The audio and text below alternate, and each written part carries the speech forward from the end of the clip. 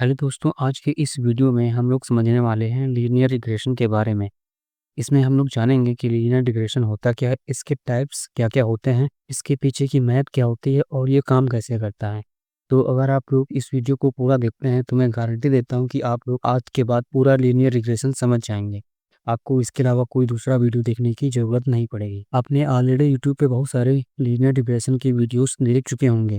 लेकिन मैं आपको बता दूँ कि ये वीडियो उन सभी वीडियो से अलग होने वाली है। इस वीडियो में मैं आपको लीनियर रिग्रेशन पूरा डिटेल में समझाऊँगा। हर एक वो पॉइंट समझाऊँगा। अगर आप बिगिनर हैं तो आपको ये वीडियो बहुत ज़रूर देखना होगा। तो लीनियर रिग्रेशन में हम लोग क्या-क्या पढ़ने वाले हैं और इसमें कौन-कौन से टॉपिक रहेंगे वो मैं आपको दिखा देता हूँ। तो सबसे पहले हम लीनियर रिग्रेशन का इंट्रोडक्शन कवर करेंगे, जिसके अंदर हम पढ़ेंगे what is linear regression, linear regression होता क्या है और इसकी इम्पोर्टेंस क्या-क्या होती है। फिर उसके बाद हम देखेंगे टाइप्स ऑफ लीनियर रिग्रेशन। इसमें हमारे 2 टाइप्स के लीनियर रिग्रेशन होते हैं। पहला है सिंपल लीनियर रिग्रेशन, जिसमें सिर्फ सिंगल इंडिपेंडेंट वेरिएबल होता है। इंडिपेंडेंट वेरिएबल क्या होता है मैं आपको अभी बाद में क्लियर कर दूँगा। और दूसरा पढ़ेंगे हम मल्टीपल लीनियर रिग्रेशन, जिसके अंदर 2 या 2 से ज़्यादा इंडिपेंडेंट वेरिएबल होते हैं।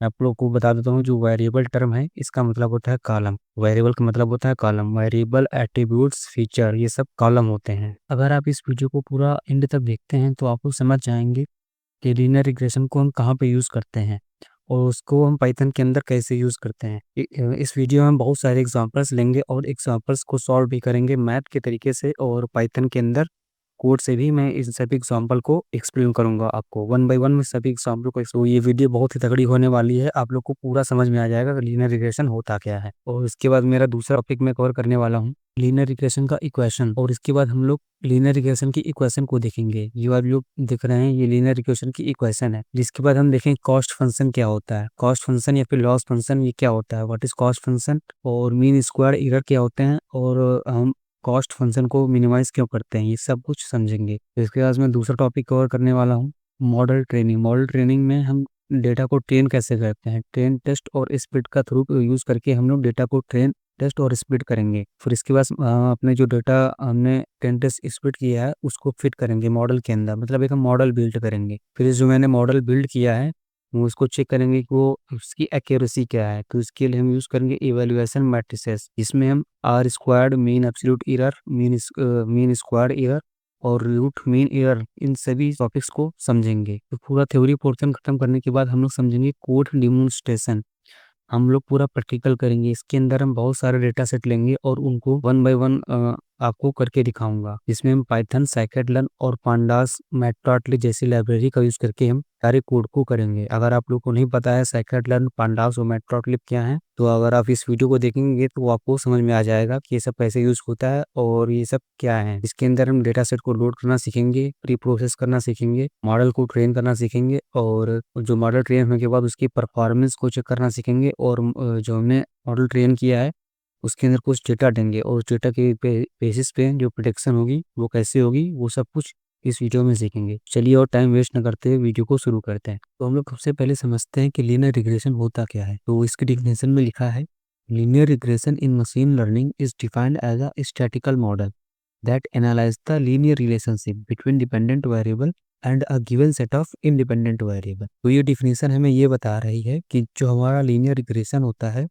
वो दो वेरिएबल्स के बीच में रिलेशनशिप को डिफाइन करता है। अब इस डिफिनेशन के अंदर जो हमारे टर्म है डिपेंडेंट वेरिएबल और इंडिपेंडेंट वेरिएबल, इन टर्म्स को हम एक एग्जांपल के थ्रू समझते हैं। तो मान लीजिए हमारे पास एक डेटा सेट है जिसके अंदर हमारे पास 2 कॉलम है। पहला कॉलम है एक्सपीरियंस और दूसरा कॉलम है सैलरी। तो हमारे डेटा सेट के अंदर 2 कॉलम है, पहला एक्सपीरियंस और दूसरा सैलरी। जिसके एक्सपीरियंस कॉलम के अंदर हमारे कुछ वैल्यूज हैं, मतलब एक्सपीरियंस पड़ा हुआ है 1, 2, 3 और 4, और एक्सपीरियंस के हिसाब से हमारी सैलरी भी लिखी हुई है 10 के, 20 के, 30 के और लास्ट में 40 के, मतलब कि 40,000। तो ये हमारे डेटा सेट है जिसके अंदर एक्सपीरियंस है और एक सैलरी कॉलम है। एक्सपीरियंस के अंदर 1, 2, 3, 4 कुछ वैल्यूज हैं और सैलरी कॉलम के अंदर भी सैलरी लिखी हुई है। अब वापस से अपने डिफिनेशन में चलते हैं और देखते हैं कि हमारी डिफिनेशन क्या कह रही थी। Linear regression in machine learning is a defined as a statistical model that analyse the linear relationship between dependent variable and a given set of independent variable. तो हमारी डिफिनेशन ये कह रही थी कि लीनियर रिग्रेशन जो हमारा होता है वो डिपेंडेंट वेरिएबल और इंडिपेंडेंट वेरिएबल के बीच में जो रिलेशनशिप होती है उसको डिफाइन करता है। तो हम इस चीज़ को एग्जांपल में समझते हैं। जो हमारा एक्सपीरियंस कॉलम है ये हमारा है इंडिपेंडेंट वेरिएबल, और जो सैलरी कॉलम है ये हमारा है डिपेंडेंट वेरिएबल। मतलब कि हमारी जो सैलरी है वो डिपेंड है, मतलब जो हमारी सैलरी है वो एक्सपीरियंस पर डिपेंड है। अगर एक्सपीरियंस बढ़ेगा तो सैलरी बढ़ेगी, अगर एक्सपीरियंस घटेगा तो सैलरी घटेगी। और इसी चीज को हम लोग कहते हैं डिपेंडेंट और इंडिपेंडेंट वेरिएबल। वेरिएबल मतलब होता है कॉलम। ये जो कॉलम आप लोग को दिख रहे हैं इनको हम वेरिएबल ही कहते हैं। जहाँ भी वेरिएबल शब्द लिखा हो तो आप लोग समझ जाना कि कॉलम की बात हो रही है। तो हमारा एक्सपीरियंस है वो इंडिपेंडेंट वेरिएबल है, और जो सैलरी है वो डिपेंडेंट वेरिएबल है, क्योंकि सैलरी हमारी डिपेंड कर रही है एक्सपीरियंस पे। क्योंकि अगर एक्सपीरियंस बढ़ेगा तो हमारी सैलरी भी बढ़ेगी। जैसे आप लोग रियल लाइफ में देखते हैं, अगर एक्सपीरियंस बढ़ता है तो हमारी सैलरी भी बढ़ जाती है। तो यही यहाँ पे समझाने की कोशिश कर रहे हैं। चलते हैं हम दूसरे डिफिनेशन में क्या लिखा था उसको समझते हैं। तो इस डिफिनेशन में जो हमारा डिपेंडेंट वेरिएबल और इंडिपेंडेंट वेरिएबल का जो फंडा था वो हमने समझ लिया है। अब हम लोग समझते हैं कि लीनियर रिलेशनशिप क्या होता है। तो लीनियर रिलेशनशिप को मैंने इस डिफिनेशन के अंदर बताया हुआ है। The linear relationship between variables means that when the value of one or more independent variable will change, the value of the dependent variable will also change. तो ये डिफिनेशन में ये बता रही है कि when the value of one or more variable independent variable will change, मतलब अगर किसी भी इंडिपेंडेंट वेरिएबल की वैल्यू अगर चेंज हो रही है, मतलब इंक्रीज हो रही है या डिक्रीज हो रही है, उसके अकॉर्डिंगली डिपेंडेंट वेरिएबल की वैल्यू भी इंक्रीज या डिक्रीज होगी। इस चीज को भी मैं आपको एग्जाम्पल के थ्रू समझाता हूँ ताकि आप लोग को अच्छे से समझ में आए। तो वहां पर हमारे डिफिनेशन में लिखा हुआ था अगर किसी भी इंडिपेंडेंट वेरिएबल की वैल्यू में चेंजेस हो रहे हैं तो उसके अकॉर्डिंग हमारे डिपेंडेंट वेरिएबल की वैल्यू में भी चेंजेस होंगे। तो उसका कहने का मतलब ये था कि जैसे जैसे एक्स की वैल्यू यानी कि एक्सपीरियंस की वैल्यू बढ़ेगी, जैसे आप लोग देखते हैं 1 से 2, 2 से 3, जैसे जैसे एक्सपीरियंस की वैल्यू बढ़ेगी वैसे वैसे हमारी सैलरी की भी वैल्यू बढ़ेगी। इस एग्जाम्पल में हमारा जो एक्सपीरियंस है वो एक इंडिपेंडेंट वेरिएबल था, और जो हमारी सैलरी थी वो डिपेंडेंट वेरिएबल थी। मतलब एक्सपीरियंस मतलब जो सैलरी थी वो डिपेंड थी एक्सपीरियंस पे। अगर एक्सपीरियंस बढ़ेगा तो सैलरी भी बढ़ेगी। तो लीनियर रिलेशनशिप का फंडा यही है कि जैसे जैसे एक्स एक्सिस पे कोई वैल्यू बढ़ेगी वैसे वैसे वाई एक्सिस पे भी कोई वैल्यू बढ़ेगी। अगर एक्स एक्सिस पे वैल्यू डिक्रीज होगी यानी कि घटेगी, तो वाई एक्सिस पे भी वैल्यू घटेगी।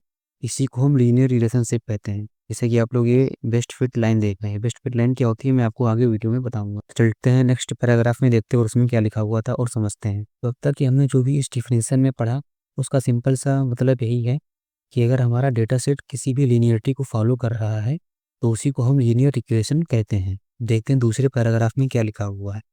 इन machine learning linear regression is used for predicting continuous numeric value. ये भी इम्पोर्टेंट टॉपिक है। कॉन्टिन्यूअस मतलब प्रिडिक्टिंग कॉन्टिन्यूअस न्यूमेरिक वैल्यूज। तो पहले मैं डिफिनेशन को पढ़ लेता हूँ फिर मैं आपको समझाता हूँ। In machine learning linear regression is used for predicting continuous numeric values. Linear regression is also a type of supervised machine learning algorithm that learns from the labeled data set. अब इसके अंदर टर्म है label data set, इसको मैंने यहाँ पे समझाया हुआ है। तो चलिए इस डिफिनेशन का क्या मतलब है इसको हम समझते हैं। तो इस लाइन में हमारे ये लिखा हुआ है कि अगर हमारा डेटा सेट जो हमारा डेटा सेट मिलेगा या जो भी जिस पे हम प्रैक्टिकल में आगे काम करेंगे, ये सब कुछ मैं आपको प्रैक्टिकल में भी करके दिखाऊंगा तो आप लोग को बहुत ही आसानी से समझ में आ जाएगा। अभी ये थ्योरी पार्ट है तो इसमें से आप लोग को समझ में नहीं आ रहा होगा, आप लोग रिलेट नहीं कर पा रहे होंगे, लेकिन जब मैं प्रैक्टिकल में कराऊंगा तो ये आपको इंडिपेंडेंट वेरिएबल, डिपेंडेंट वेरिएबल और ये कंटीन्यूअस न्यूमेरिक वैल्यू ये सब कुछ बहुत ही आसानी से समझ में आ जाएगा। तो ये लाइन ये बता रहे हैं कि linear regression is used for predicting continuous numeric value. तो अगर हमारे डेटा सेट के अंदर कॉन्टिन्यूअस फॉर्म के अंदर जो टारगेट वेरिएबल है, टारगेट वेरिएबल भी आपको भी समझ में आ जाएगा। तो हमारे डेटा सेट के अंदर जो हमारा टारगेट वेरिएबल है अगर उसके अंदर जो भी वैल्यूज हैं वो कॉन्टिन्यूअस न्यूमेरिक वैल्यूज हैं, मतलब कि रैंडमली कुछ भी वैल्यूज है। सैलरी सैलरी मतलब किसी की 10,000, 20,000, 40,000 रैंडमली कुछ भी हो सकती है। अगर ऐसी वैल्यूज हैं तो हम लोग वहाँ पे यूज करेंगे लीनियर रिग्रेशन को। तो आप लोग ध्यान से समझना, अगर अगर हमारे डेटा सेट के अंदर कॉन्टिन्यूअस न्यूमेरिक वैल्यूज आ रही हैं तो हम लोग लीनियर रिग्रेशन एल्गोरिथम को यूज करेंगे उस डेटा सेट के अंदर। तो आगे देखते हैं क्या लिखा है। Linear regression is also type of supervised machine learning algorithm. तो जो हमारा लीनियर रिलेशनशिप होता है जो लीनियर रिग्रेशन होता है वो हमारे सुपरवाइज्ड मशीन लर्निंग एल्गोरिथम का ही पार्ट होता है। और इस सुपरवाइज्ड मशीन लर्निंग के अंदर हमारे बहुत सारे एल्गोरिथम होते हैं, जिसमें सबसे पहला होता है लीनियर रिग्रेशन, दूसरा लॉजिस्टिक रिग्रेशन, और होता है हमारा डिसीजन ट्री, रैंडम फॉरेस्ट, और भी बहुत सारे एल्गोरिथम्स होते हैं। उन सभी एल्गोरिथम को कैसे यूज करना है वो सब मैं आपको धीरे धीरे समझाता रहूंगा आप लोग मेरे चैनल को सब्सक्राइब और वीडियो को लाइक जरूर कर लेना, ताकि आप लोग को वीडियो मिलती रहे। तो यहाँ पर लिखा हुआ था कि जो हमारा लीनियर रिग्रेशन है वो सुपरवाइज्ड मशीन लर्निंग का ही एक एल्गोरिथम है।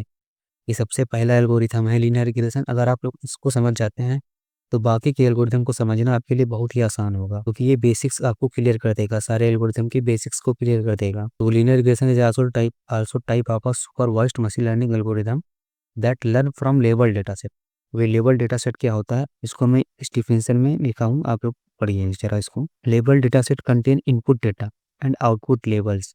मतलब हमारा लेबल डेटा सेट ऐसा डेटा सेट होता है जिसके अंदर हमारा इनपुट और आउटपुट दोनों होता है। मतलब जो हमारा जैसे सैलरी, जो हमने एग्जांपल दिया था डेटा सेट का, एक्सपीरियंस और सैलरी, तो हमारा जो एक्सपीरियंस था वो एज ए इनपुट था और जो सैलरी थी वो एज ए आउटपुट थी।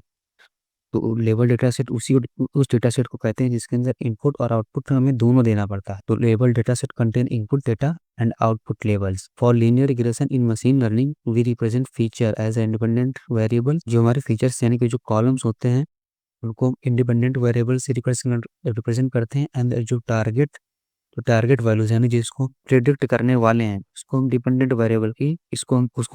वेरिएबल से रिप्रेजेंट करते हैं। जैसे कि हमारे एग्जांपल में था एक्सपीरियंस और सैलरी। एक्सपीरियंस हमारा एक इंडिपेंडेंट वेरिएबल था, जो सैलरी थी वो हमारी डिपेंडेंट वेरिएबल थी, क्योंकि सैलरी को प्रिडिक्ट करने वाले थे। अगर हम उसमें अगर कोई नया एक्सपीरियंस इंसर्ट करते हैं, यानी कि अगर किसी का एक्सपीरियंस 8 साल का है तो उसकी सैलरी उस एक्सपीरियंस हिसाब से कितनी होगी, उस चीज़ को हम इसी लीनियर रिग्रेशन मॉडल के अंदर प्रिडिक्ट करते हैं। सब कुछ मैं आपको आगे वीडियो में प्रैक्टिकल में कराऊंगा। तो यहाँ तक आप लोग को समझ में आ गया होगा कि लीनियर रिग्रेशन क्या होता है। अब हम चलते हैं दूसरे टॉपिक पे, जो कि हमारा था इम्पोर्टेंस ऑफ लीनियर इक्वेशन। देखते हैं जरा उसको। तो इस टॉपिक के अंदर हम लोग बात करने वाले हैं इम्पोर्टेंस ऑफ लीनियर इक्वेशन। मतलब कि हमारा लीनियर इक्वेशन कितना इम्पोर्टेंट है और कहाँ कहाँ पे इसका यूज होता है। तो चलिए पढ़ते हैं। Linear regression is one of the most important technique in machine learning. It is widely use in various application. इसका यूज जो है हमारे वेरियस एप्लीकेशन में होता है, बहुत सारे एप्लीकेशन में इसका यूज होता है। सबसे पहला जो है predictive modelling. Linear regression is use to predict the output variable based on the input variable. जैसे कि मैंने आपको पहले एग्जाम्पल में बताया था, लीनियर रिग्रेशन यूज होता है प्रिडिक्ट करने के लिए कि आउटपुट वेरिएबल को प्रिडिक्ट करने के लिए यूज होता है based on the input variable. मतलब कि हमारा जैसे इनपुट था एक्सपीरियंस, तो एक्सपीरियंस अगर हमने 1 साल का डाला है तो हमारी सैलरी क्या होगी, तो उसी को हम यहाँ पे समझ रहे हैं कि linear regression is used for predict the output, यानी कि सैलरी को प्रिडिक्ट करेगा based on the input variable, यानी कि एक्सपीरियंस के इनपुट पे। तो आई होप आप लोग को समझ गए होंगे इतना ये लाइन। तो मैं आगे की लाइन पढ़ता हूँ। For example predicting the price of house based on it's size. Example के तौर पे यहाँ पे देखिए दूसरा एग्जाम्पल दिया हुआ है। इसमें अगर हम किसी भी हाउस की प्राइस को प्रिडिक्ट कर रहे हैं उसके साइज के हिसाब से, मतलब अगर कोई कोई घर खरीदने हम लोग जा रहे हैं तो उसमें सबसे पहले जो चीज़ मैटर करती है उसका साइज कितना बड़ा होगा। तो अगर हम साइज के बेस पे अगर घर खरीद रहे हैं, लोकेशन के बेस पे घर खरीद रहे हैं, एंड कुछ अदर फैक्टर्स और कुछ अदर ही फैक्टर्स होते हैं, अदर फैक्टर्स भी हो सकते हैं, जैसे कि उस घर में कितने रूम हैं, कितने बालकनी हैं, बाथरूम कितने हैं, बेडरूम कितने हैं। ये सब फैक्टर्स जो हैं इनपुट होते हैं, मतलब कि ये डिपेंड करते हैं, ये इंडिपेंडेंट होते हैं। और इन इंडिपेंडेंट वेरिएबल की मदद से हम अपने हाउस को प्रिडिक्ट करते हैं। अगर हमारे मान लीजिए अगर हम कोई घर खरीदने जा रहे हैं, अगर घर के अंदर सिर्फ 2 बेडरूम है तो उसके हिसाब से उसकी प्राइस कितनी होगी, अगर घर के अंदर 4 बेडरूम है तो उसके हिसाब से उसकी प्राइस कितनी होगी। तो इसी चीज को प्रिडिक्टिव मॉडलिंग कहते हैं, यानी कि इसमें हम प्रिडिक्ट करते हैं कि उसका प्राइस क्या होगा based on their location, size and other factors. और इसका यूज होता है डेटा एनालिसिस के अंदर। Linear regression is used to analyse the relationship between 2 or more variables. ये सब कुछ मैं आपको पहले बता चुका हूँ, वही डेफिनेशन से रिपीट हो रही है। It helps to identify the significant variable that affect the outcomes variable. ये सब कुछ वही है जो मैंने आपको बताया है, आप लोग समझ गए होंगे। चलिए मैं नेक्स्ट स्लाइड पर चलता हूँ। और जो बात तीसरा इंपॉर्टेंस ये है कि हेल्प्स फाइंड रिलेशनशिप, मतलब कि हमारे डेटा सेट के अंदर रिलेशनशिप को फाइंड करने में ही मदद करता है। It help us to understand how one thing affect another. मतलब इसको यहाँ पे एग्जाम्पल के थ्रू समझते हैं। मोर ईयर ऑफ एक्सपीरियंस, वही एग्जाम्पल जो मैंने आपको दिया था वही यहाँ पर भी लिखा हुआ है। मोर ईयर ऑफ एक्सपीरियंस, अगर आपका एक्सपीरियंस ज़्यादा है, ज़्यादा सालों का है, तो आपकी सैलरी भी ज़्यादा होगी। मोर एडवर्टाइजिंग मोर सेल्स, अगर आप अपने सेल्स को बढ़ाना चाहते हैं तो आपको एडवर्टाइज ज़्यादा करना होगा। तो इसमें लिखा हुआ है मोर एडवर्टाइजिंग मोर सेल्स। आप जितना एडवर्टाइज करेंगे आपकी सेल्स उतनी ही बढ़ेंगी। तो वही बता रहा है कि helps to find helps find relationship. और हमारा जो फोर्थ यूज है फिर इंपॉर्टेंस है उसको देख लेते हैं, यूज्ड फॉर प्रिडिक्शन। तो हमारा जैसे आप लोग जानते हैं ये लीनियर रिग्रेशन सिर्फ प्रिडिक्शन के लिए यूज होता है। Once the model is trained, जब हम अपने लीनियर रिग्रेशन मॉडल को ट्रेन करेंगे जो कि आगे करेंगे, once the model is trained, you can predict the future values. For example, if someone has 5 year of experience, अगर यहाँ पे किसी का एक्सपीरियंस मान ली हमने इनपुट दिया किसी का एक्सपीरियंस 5 साल का है, तो उसकी सैलरी क्या होगी, ये चीज हम लीनियर रिग्रेशन के थ्रू प्रिडिक्ट करेंगे। तो what salary should be expect, तो उसकी सैलरी क्या होगी। अगर किसी बंदे का एक्सपीरियंस 5 साल का है तो उसकी सैलरी क्या होगी, इस चीज को हम प्रिडिक्ट करने वाले हैं।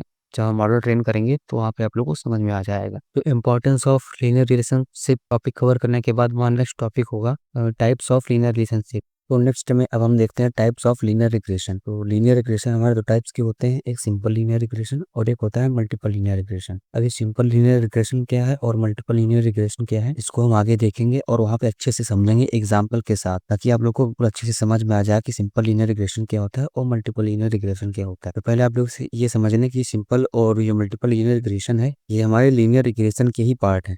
तो चलिए नेक्स्ट में देखते हैं सिंपल लीनियर रिग्रेशन और मल्टीपल लीनियर रिग्रेशन। तो पहले हम सिंपल लीनियर रिग्रेशन को देखते हैं और समझते हैं। तो यहाँ पर सिंपल लीनियर रिग्रेशन की डिफरेंशियल लिखी हुई है, पहले इसको पढ़ते हैं फिर इसके बाद उसको हम समझते हैं। तो simple linear regression is the simplest form of linear regression and it involves only one independent variable and one dependent variable. तो इसका कहने का मतलब ये है कि हमारा सिंपल लीनियर रिग्रेशन होता है वो कुछ ऐसा होता है कि अगर उसमें अगर कोई हमारा डेटा सेट है उसमें सिर्फ एक डिपेंडेंट वेरिएबल है यानी कि स्कोर और एक ही इंडिपेंडेंट वेरिएबल यानी कि हावर्स। अगर ऐसा डेटा सेट है हमारा तो इसको हम सिंपल लीनियर रिग्रेशन की कैटेगरी में रखेंगे। मतलब हमारा कोई डेटा सेट दिया हुआ है और उसके अंदर सिर्फ दो ही कॉलम है, एक हमारा इनपुट कॉलम है जो हावर्स इसको हम इनपुट कॉलम भी कहते हैं, और एक हमारा आउटपुट कॉलम है जो कि हम प्रेडिक्ट करेंगे तो इसको हम आउटपुट कॉलम कहते हैं। तो अगर सिर्फ हमारे डेटा सेट के अंदर दो ही कॉलम है इनपुट और आउटपुट, तो उस डेटा सेट को हम simple linear regression data set बोलेंगे। जैसे कि आप लोग यहाँ पे देख सकते हैं ये हमारा स्कोर डिपेंडेंट वेरिएबल है और हावर्स इंडिपेंडेंट वेरिएबल है, यानी कि हावर्स हमारा इनपुट कॉलम है और जो स्कोर है हमारा वो आउटपुट है। तो यहाँ पे देखते हैं equation of simple linear regression. तो हमारे सिंपल लीनियर रिग्रेशन की इक्वेशन होती है जिसकी मदद से हम सिंपल लीनियर रिग्रेशन को परफॉर्म करते हैं। तो इस इक्वेशन में लिखा हुआ y equal to M x plus C. अब ये m और x प्लस सी क्या है ये मैंने यहाँ पे डिस्क्राइब किया हुआ है। y is the dependent variable. y जो हमारा होता है डिपेंडेंट वेरिएबल यानी कि हमारा आउटपुट होता है। तो हमारा इस डेटा सेट के अंदर y हमारा क्या है स्कोर, जो स्कोर कॉलम दिख रहा है ये हमारा y है। और ये x हमारा क्या होता है, x हमारा होता है इंडिपेंडेंट वेरिएबल। इस डेटा सेट में हमारा x क्या है हावर्स जो कि है इंडिपेंडेंट वेरिएबल और स्कोर क्या था डिपेंडेंट वेरिएबल। तो हमारा y क्या हो गया आउटपुट और x क्या हो गया इनपुट। तो हमारा यहाँ पे स्कोर क्या हो गया आउटपुट और हावर्स क्या हो गया इनपुट। तो इस चीज को आपको समझ जाना इनपुट और आउटपुट में। तो तीसरा टर्म क्या है सी इज द इंटरसेप्ट यानी value of y when x is equal to 0। मतलब हमारी y की वैल्यू क्या होगी यानी कि स्कोर क्या होगा जब x 0 के बराबर हो। यानी अगर कोई स्टूडेंट कुछ भी नहीं पढ़ता है यानी 0 हावर्स पढ़ता है तब वो स्कोर कितना करेगा, ये हो गया हमारा इंटरसेप्ट। और एम क्या है m is the slope of line, मतलब एम जो हमारा होगा स्लोप ऑफ लाइन होगा। How much y change for a unit change in x, मतलब कि एक्स की एक यूनिट चेंज होने पर मतलब कि 1 से 2 आने पर तो वाई में कितना चेंज होगा। जैसे कि आप लोग यहाँ पे देख सकते हैं एक्स की 1 यूनिट में चेंज होने पर 1 से 2 आने पर वाई में कितना चेंजेस हो रहा है 6 का चेंजेस हो रहा है 17 to 23। तो 3 से 4 आने पर वाई में कितने चेंजेस हो रहे हैं 11 के चेंजेस हो रहे हैं 54 to 55। तो अगर आप लोगों को अभी समझ में नहीं आया है तो इसको टेंशन लेने की जरूरत बिल्कुल भी नहीं है। अभी मैं इसको जब एग्जांपल लूंगा तो वहां पर मैं इसको और अच्छे से डिस्क्राइब करूंगा। तो ये सिर्फ हमारा एक सिंपल लीनियर रिग्रेशन का इंट्रोडक्शन पार्ट था। यहाँ की सिर्फ हमने समझा कि सिंपल लीनियर रिग्रेशन होता क्या है और इसको पहचानेंगे कैसे। अगर हमारा कोई डेटा सेट दिया हुआ है जिसके अंदर सिर्फ एक ही कॉलम है, सिर्फ दो ही कॉलम है, एक इनपुट और एक आउटपुट, तो हम उस डेटा को देख के बता सकते हैं कि यहाँ पर हमें सिंपल लीनियर रिग्रेशन को परफॉर्म करना रहेगा। तो आई होप आप लोग की ओवरव्यू समझ में आ गया हो सिंपल लीनियर रिग्रेशन का। अब हम एक एग्जांपल देखते हैं और एग्जांपल के थ्रू समझेंगे तो वहाँ पर आपको डिटेल में समझ में आ जाएगा सिंपल लीनियर रिग्रेशन होता क्या है। तो चलिए मैं एग्जांपल लेता हूँ। तो हमें एग्जांपल समझने से पहले दो चीज़ें को और समझना पड़ेगा कि उनके बिना हम जो हमारा जो सिंपल लीनियर रिग्रेशन है इसको सॉल्व नहीं कर पाएंगे। सबसे पहले हमारा जो ये सिंपल लीनियर रिग्रेशन का फार्मूला होता है वो होता है वाई स्क्वायर की एम एक्स प्लस से। तो आप लोग जैसे जानते हैं कि जो एम होता है वो हमारा स्लोप होता है और जो एक्स होता है वो हमारा इनपुट होता है यानी कि ये हावर्स वाला कॉलम जो हमारा इनपुट होगा, और जो सी होता है वो दूसरे सब होता है। तो हमें सबसे पहले इसमें से एन की वैल्यू और सी की वैल्यू को निकालना होगा। तो एम और सी की वैल्यू कैसे निकालेंगे, तो यहाँ पर फार्मूला लिखा हुआ है, ये हमारा हो गया स्लोप का फार्मूला यानी कि एन का फार्मूला, और ये हमारा हो गया सी निकालने का फार्मूला। इसकी मदद से हम स्लोप और इंटरसेप्ट निकाल पाएंगे। जब हम स्लोप इंटरसेप्ट को निकाल पाएंगे तो इसकी वैल्यू को यहाँ पर हम इस फार्मूले के अंदर रखेंगे, और जब हम उसकी वैल्यू को जब इस फार्मूले के अंदर रखेंगे तो हमारा जो आउटपुट है यानी कि जो वाई है, जो प्रोटेक्शन होगा हमारा वो निकल आएगा। तो एग्जांपल में देखते हैं और समझते हैं कि हमें स्लोप और इंटरसेप्ट कैसे निकाल पाएंगे। और जैसा कि मैंने आपको बताया, एग्जांपल को सॉल्व करने से पहले हमें कुछ चीज़ों का ध्यान रखना होगा। सबसे पहले हमें first find the slope of line, मतलब हमें सबसे पहले एम को निकालना होगा, फिर सेकंड फाइंड द इंटरसेप्ट, फिर हम इंटरसेप्ट को निकालेंगे, और जब ये दोनों को वैल्यू मिल जाएंगी तो हम उस वैल्यू को इस फार्मूले के अंदर रख देंगे। तो चलिए अब एग्जांपल लेते हैं और उस एग्जांपल के थ्रू हम स्लोप और इंटरसेप्ट और सिंपल लीनियर रिग्रेशन को परफॉर्म करते हैं। तो हमें एग्जांपल हमारा यही होगा, ये डेटा सेट हमारा यही होगा, मतलब कि इस डेटा सेट के ऊपर हम सॉल्व करेंगे सिंपल लीनियर रिग्रेशन को। इससे पहले हम यहाँ पे स्लोप के फार्मूले को ही समझ लेते हैं, उसके बाद इसके फार्मूले के बेसिस पे क्वेश्चन को करेंगे। तो बहुत से लोग होंगे जो डर रहे होंगे कि ये फार्मूला सब कुछ क्या लिखा होगा। यहाँ पे बता दें ये बहुत इजी फार्मूला भी, कुछ भी आपको डरने वाला नहीं। तो यहाँ पे जो एन लिखा हुआ है ये हमारा हो गया है टोटल नंबर ऑफ रो, जैसे कि आप इस डेटा सेट में दे सकते हैं टोटल नंबर ऑफ रो कितनी है, 10 है। तो हमारा एन क्या हो गया, टोटल नंबर ऑफ रो। और ये जो हमारा साइन है ये समेशन का साइन है, और जो एक्स वाई है हमारा एक्स यानी कि हमारा ये आवर्स, और जो वाई है यानी कि हमारा किसको, ये हमारा हो गया एक्स और वाई है। एक्स और वाई को मल्टीप्लाई करना है हमें, यानी कि वन वन और 17 को मल्टीप्लाई करना है, फिर प्लस 2 और 23 से मसल साइन लगा हुआ ना, इसलिए प्लस करेंगे। ईच डेटा पॉइंट को हम लोग प्लस करते हुए चलेंगे क्योंकि समेशन का साइन लगा हुआ है। तो पहले 1 × 17 प्लस 2 × 23 प्लस 3 × 34 प्लस 4 × 45, ऐसे हम लोग करते चलेंगे, और लास्ट में पूरा जो उसका एडिशन आएगा वो हम यहाँ पे लिख देंगे, ठीक है।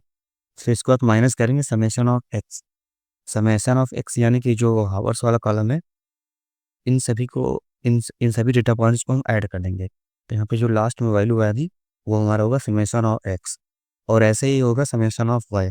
जब जो हमारे जो स्कोर वाला कॉलम है इसमें इन सभी वैल्यूज को हम ऐड करेंगे, और इसका जो लास्ट में इनपुट और की जो वैल्यू आएगी उसको हम यहाँ पे रख देंगे। तो हमारा समेशन ऑफ एक्स हो गया और समेशन ऑफ वाई हो गया, और उसके बाद समेशन ऑफ एक्स और समेशन ऑफ वाई को मल्टीप्लाई कर देंगे। अभी मैं आपको सिर्फ इस फार्मूले को समझा रहा हूँ, जब मैं आपको यहाँ पे वैल्यू को रख के दिखाऊंगा तो आप लोगों को समझ में अच्छे से आ जाएगा। फिर जब इतना करने के बाद फिर यहाँ पे डिवाइड का साइन लगा हुआ है, फिर डिवाइड करेंगे टोटल नंबर ऑफ रोज यानी कि 10, टोटल नंबर ऑफ रोज हमें कितनी है 10 है, समेशन ऑफ एक्स स्क्वायर, जो हमने एक्स स्क्वायर का समेशन निकाला था, जो हमने कि मतलब इन सभी का जो ऐड करके जो वैल्यू निकाली थी उसको स्क्वायर कर देंगे, ठीक है, हमारा हो गया एक्स स्क्वायर, फिर माइनस, तो जो हमारा टोटल नंबर ऑफ समेशन था यानी कि जो हमारा वैल्यू निकाले थे उसका होल स्क्वायर कर दीजिए। यहाँ पे कंफ्यूज मत होना, यहाँ पे मैंने जो हमारे डेटा पॉइंट्स थे उनका स्क्वायर निकाला था और उनको ऐड किया था। यहाँ पर हमने पूरे होल डेटा पॉइंट को हमने ऐड कर दिया, फिर उसको स्क्वायर निकालेंगे, ठीक है। अरे आप लोग को अभी समझ में नहीं आ रहा होगा तो यहाँ पे अभी आप लोग को समझ में आ जाएगा जब मैं यहाँ पे सॉल्व करूंगा। तो आप लोग मैं निकाल देता हूँ। सबसे पहले क्या हो गया हमारा total number of rose, total number of रोज हमें कितनी है 10। तो आप हो सकते हैं एन की वैल्यू हमें मिल गई 10, तो यहाँ पे एन की वैल्यू को हम यहाँ पे रख देंगे। तो मैं इसको हटा देता हूँ ताकि आपको और अच्छे से समझ में आए। तो हमें जो एन की वैल्यू होगी वो यहाँ पर रख देंगे। अब टोटल नंबर ऑफ रोज जो मैंने निकाली थी उसको मैंने यहाँ पे रख दिया एन की जगह पे। अब क्या बोल रहा है, summation of x y, summation of x y मतलब कि ये वाला, इस वाले लाइन को आप लोग ध्यान से देखिए। समेशन ऑफ एक्स वाई मतलब 1 × 17, जैसे कि 1 × 17 प्लस 2 × 23 प्लस 3 × 34, ऐसे ही करते चले जाएंगे यहाँ लास्ट तक 10 × 37 तक, और इन सभी को ऐड भी करते चले जाएंगे, जिसके बाद जो वैल्यू आएगी वो आएगी 3416। ये हमारी वैल्यू आएगी, और इस वैल्यू को हम यहाँ पर रख देंगे एक्स और वाई की जगह पर, समेशन ऑफ एक्स वाई की जगह इस वैल्यू पर रख देंगे। फिर इसके बाद माइनस का साइन लगाएंगे, समेशन ऑफ एक्स क्या है इस लाइन में आपको देखिए, थोड़ा को क्लियर कर देता हूँ। तो उसके बाद समेशन ऑफ जो एक्स है वो यहाँ पे लिखा हुआ है, तो इसकी वैल्यू आई 55, मतलब समेशन ऑफ एक्स सभी का समेशन एडिशन, तो यहाँ पर उसकी समेशन ऑफ एक्स की वैल्यू को यहाँ पे रख देंगे। फिर इसी तरह समेशन ऑफ वाई, और समेशन ऑफ वाई हमारा यहाँ पे है, और इसकी जो वैल्यू आ गई 530, और इसकी वैल्यू को हम यहाँ पे समेशन ऑफ वाई की जगह पे रख देंगे। तो हमें ऊपर सभी की वैल्यू मिल गई। अब इसको हम डिवाइड कर देंगे, और डिवाइड करने के बाद टोटल नंबर ऑफ रोज हमारी कितनी थी 10, तो उसकी वैल्यू को यहाँ पे रखेंगे। फिर एक्स स्क्वायर मतलब समेशन ऑफ एक्स स्क्वायर, तो यहाँ पे इस लाइन में आप मैंने निकाला है summation of x square equal to 1 का स्क्वायर, पहले 1 का स्क्वायर प्लस 2 का स्क्वायर प्लस 3 का स्क्वायर प्लस 4 का स्क्वायर, ऐसे ही करते चले जाएंगे। तो इसकी वैल्यू हमें मिल जा रही 335। अब इस वैल्यू को हम यहाँ पर रख देंगे समेशन ऑफ एक्स स्क्वायर की जगह पे। इसके बाद माइनस का साइन लगाएंगे, समेशन ऑफ एक्स यानी कि समेशन ऑफ एक्स कितना था हमारा, तो मैं क्लियर कर देता हूँ। समेशन ऑफ एक्स हमारा कितना था 55, और 55 का होल स्क्वायर, ऊपर देखिए आप ब्रैकेट में लिखा हुआ होल स्क्वायर। 55 का जब होल स्क्वायर करेंगे हम, तो जो भी आंसर आएगा उसकी वैल्यू को हम यहाँ पर रख देंगे। तो आप लोग समझ लेंगे, इस पॉइंट में कुछ भी नहीं करना है, सिर्फ हमें वैल्यूज को पुट करना है, मतलब इन डेटा पॉइंट्स को सॉल्व करना है। जैसे कि बहुत ईजी है, इसमें कुछ भी हार्ड नहीं है, इसको आप लोग आसानी से सॉल्व कर सकते हैं। तो सॉल्व करना है, और जो भी वैल्यूज आएंगी वो हमें इस फॉर्मूले के अंदर पुटअप करना रहेगा, जैसे कि मैंने आप लोग को यहाँ पे करके दिखाया हुआ है। तो आप लोग देख सकते हैं मैंने को सबसे पहले वैल्यूज को सॉल्व किया है, और जो भी वैल्यूज आए हैं उनको इस फॉर्मूले के अंदर पुट हुआ है। तो वन बाई वन करके हम देखते हैं। तो सबसे पहले मैंने एम लिखा, ये यानी कि ये लिखा कि total number of rose, total number of column कितनी थी, यहाँ पर 10 थी। फिर इसके बाद समेशन ऑफ एक्स वाई हमारा कितना था, ये यहाँ पे लिखा हुआ है। फिर 1416 था, तो हमने ये लिख दिया, उसको मल्टीप्लाई कर ब्रैकेट के अंदर रख दिया, जो कि हमें इसको मल्टीप्लाई भी करना होगा 10 से। फिर माइनस 55 हमारा क्या है समेशन ऑफ एक्स, तो ये आप पूछ सकते हैं 55। फिर इसको ब्रैकेट के अंदर मैंने लिखा 530 क्या है समेशन ऑफ वाई। तो ऐसे ही करते हुए हम सभी वैल्यूज के यहाँ पर वन बाई वन रखते चले जाएंगे, और हमें स्लोप मिल जाएगा।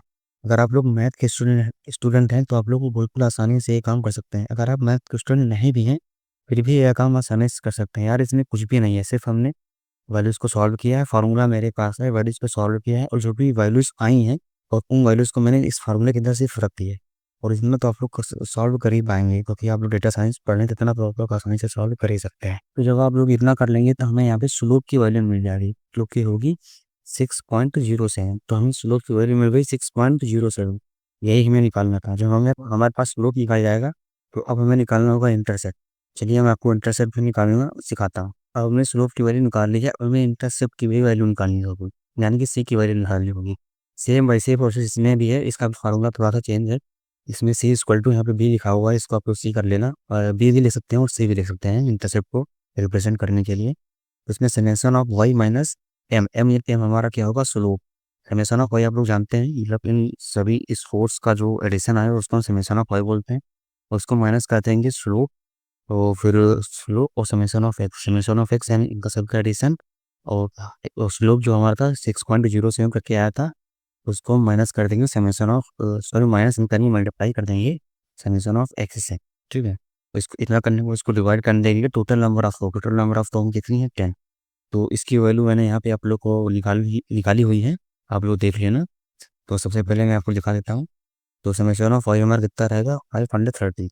तो समेशन ऑफ वाई 5 है, तो समेशन ऑफ वाई हम यहाँ पे डाल देंगे 530 माइनस एम यानी कि हमारा स्लोप 6.07, और इसके बाद मल्टीप्लाई कर देंगे समेशन ऑफ एक्स हमारा कितना था, तो एक्स हमारा साथ 55 था, तो समेशन ऑफ एक्स से इसको मल्टीप्लाई कर देंगे।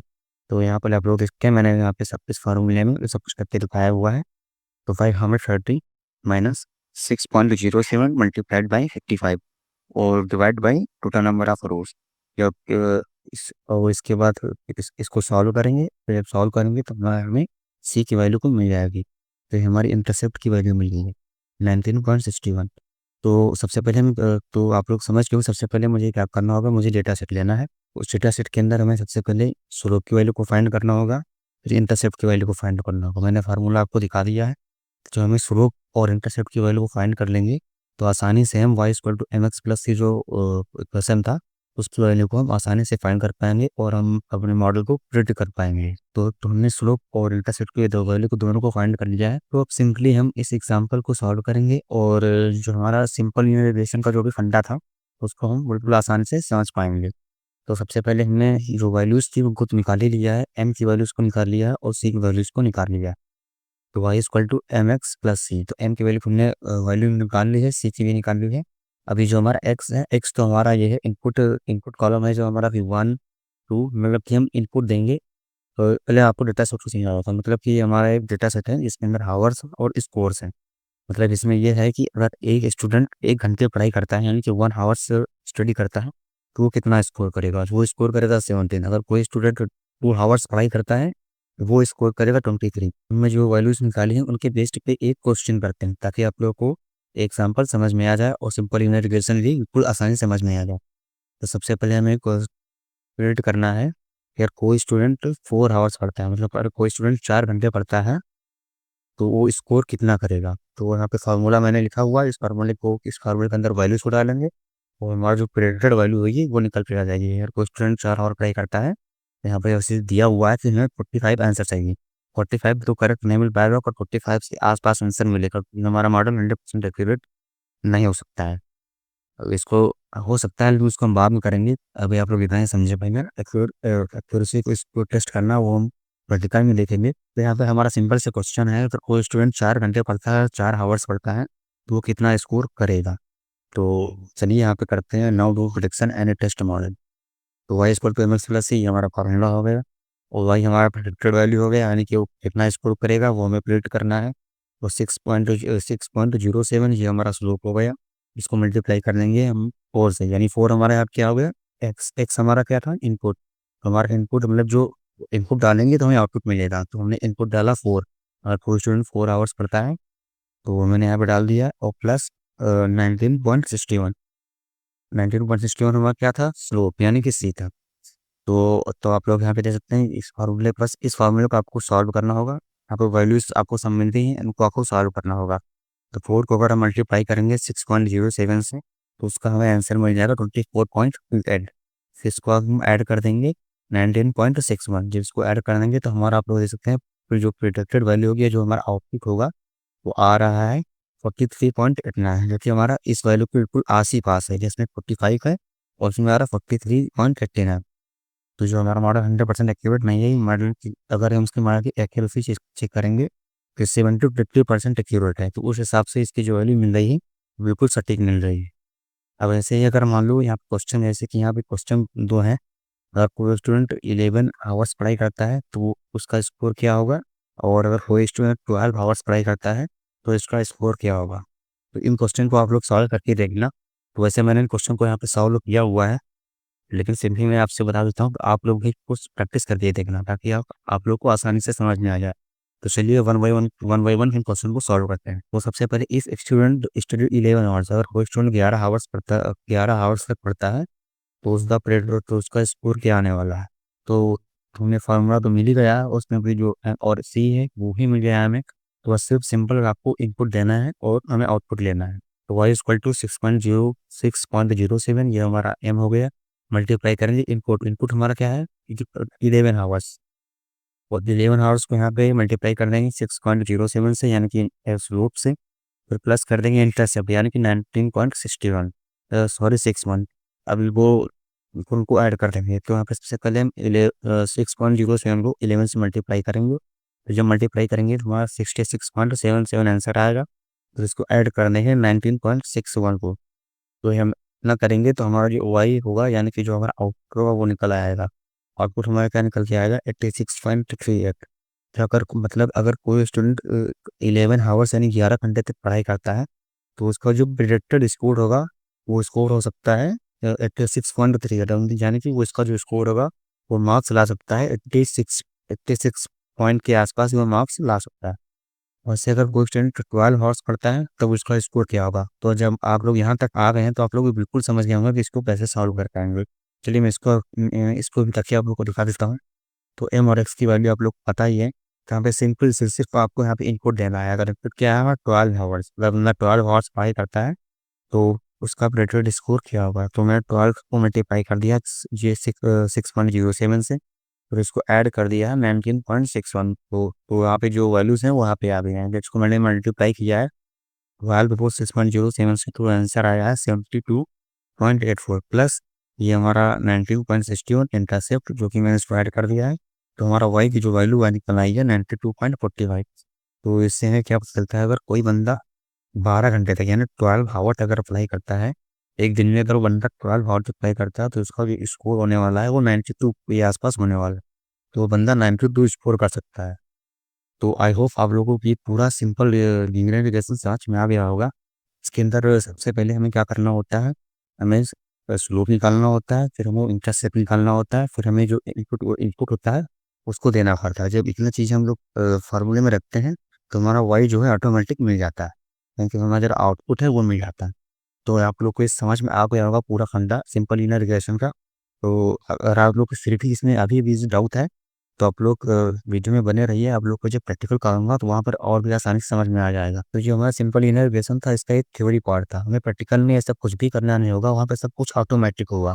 वहाँ पे फार्मूले ऑलरेडी बने हुए हैं, आपको सिर्फ वहाँ पे इनपुट देना होगा, फिर हमें आउटपुट सीधा मिल जाएगा। वहाँ पे हमें इस तरह कुछ करने की जरूरत नहीं पड़ेगी। लेकिन ये आप लोग को समझने के लिए ज़रूरी है, क्योंकि आपको उसकी पीछे की मैथ को पता होना ज़रूरी होना चाहिए। तो आई होप आप लोग के पूरा समझ में आ गया होगा सिंपल लीनियर रिग्रेशन। तो अब लीनियर रिग्रेशन का जो दूसरा टाइप पार्ट था, यानी कि दूसरा टाइप था, वो था मल्टीपल लीनियर रिग्रेशन। उसको हम नेक्स्ट टॉपिक में कवर करेंगे, मल्टीपल लीनियर रिग्रेशन। वो भी सेम ऐसे ही है, बस उसमें क्या होगा कि हमारे जो कॉलम्स हैं वो मल्टीपल होंगे। यहाँ पे सिर्फ अपोजिट सेक्शन 2 कॉलम्स थे, एक स्कोर यानी कि एक हमारा आउटपुट और एक हमारा इनपुट। फिर उसमें क्या होंगे, हमारे मल्टीपल कॉलम्स होंगे। मतलब उसमें मल्टीपल कॉलम्स होंगे, लेकिन जो हमारा आउटपुट कॉलम होगा वो सिर्फ सिंगल ही होगा। इनपुट हमारे मल्टीपल्स होंगे, आउटपुट जो होगा हमारा वो सिंगल होगा। तो उसको हम आगे समझते हैं।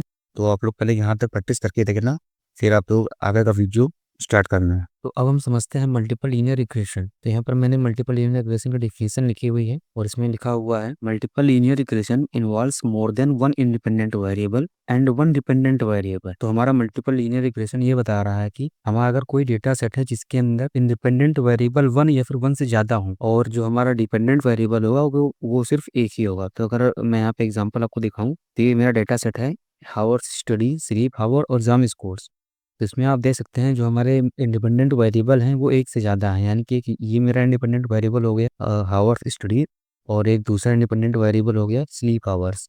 तो डिफिनेशन में यही बता रहा है कि हमारा multiple linear regression involves more than one independent variable, एक से ज़्यादा इंडिपेंडेंट वेरिएबल होने चाहिए, एंड वन डिपेंडेंट वेरिएबल, और सिर्फ डिपेंडेंट वेरिएबल एक होना चाहिए। इस केस में आप लोग देख सकते हैं x1 x2 इंडिपेंडेंट वेरिएबल को हम x से रिप्रेजेंट करते हैं।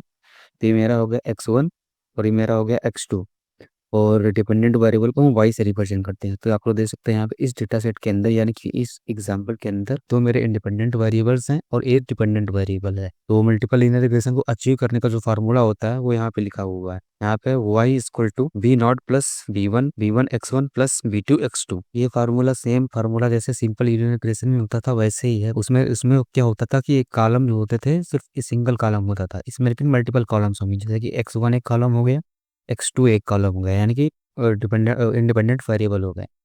तो लगभग सेम ही है, बस इसमें जो है जो हमारे इंडिपेंडेंट वेरिएबल होंगे वो मल्टीपल होंगे। तो यहाँ पर y हमारा क्या रिप्रेजेंट करता है, y हमारा रिप्रेजेंट करता है आउटकम, यानी कि आउटपुट, यानी कि एग्जाम स्कोर, उसको रिप्रेजेंट करता है y, जो प्रिडिक्टेड वैल्यू होगी। और यहाँ पर जो बी नॉट लिखा हुआ है, b naught is the intercept, जो बी नॉट है वो इंटरसेप्ट है, और जो बी वन है वो b one is the coefficient of x1, यानी कि जो हावर्स स्टडीज, यानी कि जो बी वन है ये कॉफिशिएंट है, जिसका x1 कॉफिशिएंट है। मतलब जो भी हमारे कॉलम्स होंगे, जैसे कि यहाँ पे हावर्स कॉलम है, स्लीप कॉलम है, इनका कॉफिशिएंट है बी वन, और b two is the coefficient of sleep hours, और जो बी टू है वो एक्स टू का कॉफिशिएंट है, यानी कि स्लीप हावर्स का कॉफिशिएंट है। ऐसे ही हमारे बहुत सारे कॉफिशिएंट हो सकते हैं और बहुत सारे कॉलम हो सकते हैं। तो इस मल्टीपल लीनियर रिग्रेशन को भी हम एक एग्जांपल के थ्रू समझेंगे और वहाँ पर क्वेश्चन सॉल्व करेंगे, ताकि आप लोग को अच्छे से समझ में आए। मल्टीपल लीनियर रिग्रेशन को सॉल्व करने के लिए सबसे पहले हमें क्या करना होगा, step 1 right the multiple linear regression equation. तो हमें सबसे पहले मल्टीपल लीनियर रिग्रेशन की इक्वेशन लिखनी होगी, जो कि यहाँ पे लिखी हुई है, और इसमें से हमें बी0 बी1 और बी2 फाइंड करना होगा। ये बी0 है, बी1 है और बी2 है, ये हमें फाइंड करना होगा, क्योंकि x1 और x2 हमें दिया हो रहेगा डाटा सेट के अंदर, यानी कि x1 ये हो गया और x2 ये हो गया। तो x1 x2 को हमें फाइंड नहीं करना है, हमें b0 b1 और b2 को फाइंड करना होगा। तो इसको हम कैसे फाइंड करेंगे, तो यहाँ पे लिखा हुआ है step 2 arrange the data into matrices. तो b0 b1 और b2 को फाइंड करने के लिए हमें सबसे पहले डेटा को मैट्रिक्स के फॉर्म में अरेंज करना होगा, और जिसके लिए हमें ये फार्मूला अप्लाई करना होगा, जिससे हमें B0 B1 और B2 की जो है वैल्यू मिल पाएगी। तो जहाँ पे हमें ये फार्मूला अप्लाई करना होगा, जहाँ पर जो x रिप्रेजेंट कर रहा है, x is the feature matrix include column ones for B0। x जो हमारा होगा फीचर मैट्रिक्स को रिप्रेजेंट करता है, और जो y है, y is the output vector. जो y हमारा यहाँ पे दिखा रहा है, ये हमारा आउटपुट वेक्टर होगा। और b is the coefficient vectors, यानी B0 B1 और B2 का कोफिशिएंट होगा हमारा b। तो सबसे पहले हमें डेटा सेट को मैट्रिक्स के फॉर्म में अरेंज करना होगा। तो यहाँ पर मैंने डेटा सेट को मैट्रिक्स के फॉर्म में अरेंज कर लिया है। तो हमने डेटा को मैट्रिक्स के फॉर्म में अरेंज कर लिया है, और मैंने दो मैट्रिसेस बनाई हैं। पहले x, जिसके अंदर हमारा होंगे इनपुट यानी कि इंडिपेंडेंट वेरिएबल, और दूसरी y आउटपुट यानी कि डिपेंडेंट वेरिएबल। तो x के अंदर हमारे जितने भी होंगे वो सब हमारे इंडिपेंडेंट वेरिएबल होंगे, और y के अंदर हमारे डिपेंडेंट वेरिएबल होंगे, जो कि यहाँ पे एग्जाम स्कोर होगा। तो अब यहाँ पे जो मैंने कॉलम लिए हैं 5 3 8 और 6 7 5, ये क्या है ये मैं आपको समझाता हूँ। ये हमारे हो गया x1 और ये हमारे हो गया x2। तो ये हमारा हो गया x1 कॉलम और ये हमारा हो गया x2 कॉलम। तो आप लोग देख सकते हैं x1 कॉलम में जो भी वैल्यूज लिखी है वो हमने यहाँ पे मैट्रिक्स के फॉर्म में जो है अरेंज कर दी है।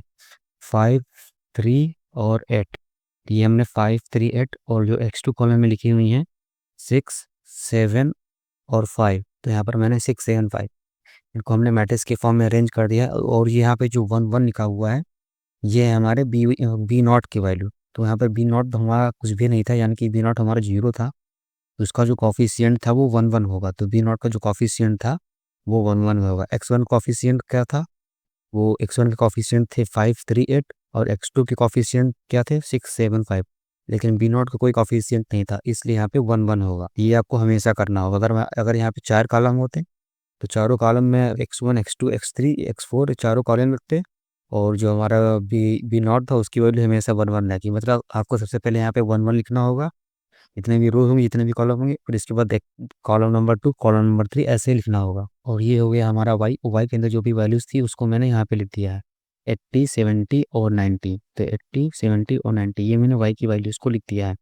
तो हमारा जो डेटा सेट था वो मैट्रिक्स के फॉर्म में अरेंज हो गया है। तो अब हम इस फार्मूले का यूज़ करके इस मैट्रिक्स को सॉल्व करेंगे, और जो भी वैल्यूज़ हैं उनको निकालेंगे। यानी कि जो बी की वैल्यू हमें निकालनी है, जिसके अंदर रहेगा हमारा जो भी वेक्टर की वैल्यू निकालनी है, जिसके अंदर हमारा रहेगा B0 B1 और B2। जब हमें इनकी वैल्यू मिल जाएंगी तो हम इन वैल्यूज़ को इस फार्मूले के अंदर रखेंगे, और जब इस फार्मूले के अंदर रखेंगे तो हमारा जो है मल्टीपल लीनियर रिग्रेशन जो है वो सॉल्व हो जाएगा, और हमें प्रेडिक्टेड वैल्यू मिल जाएगी।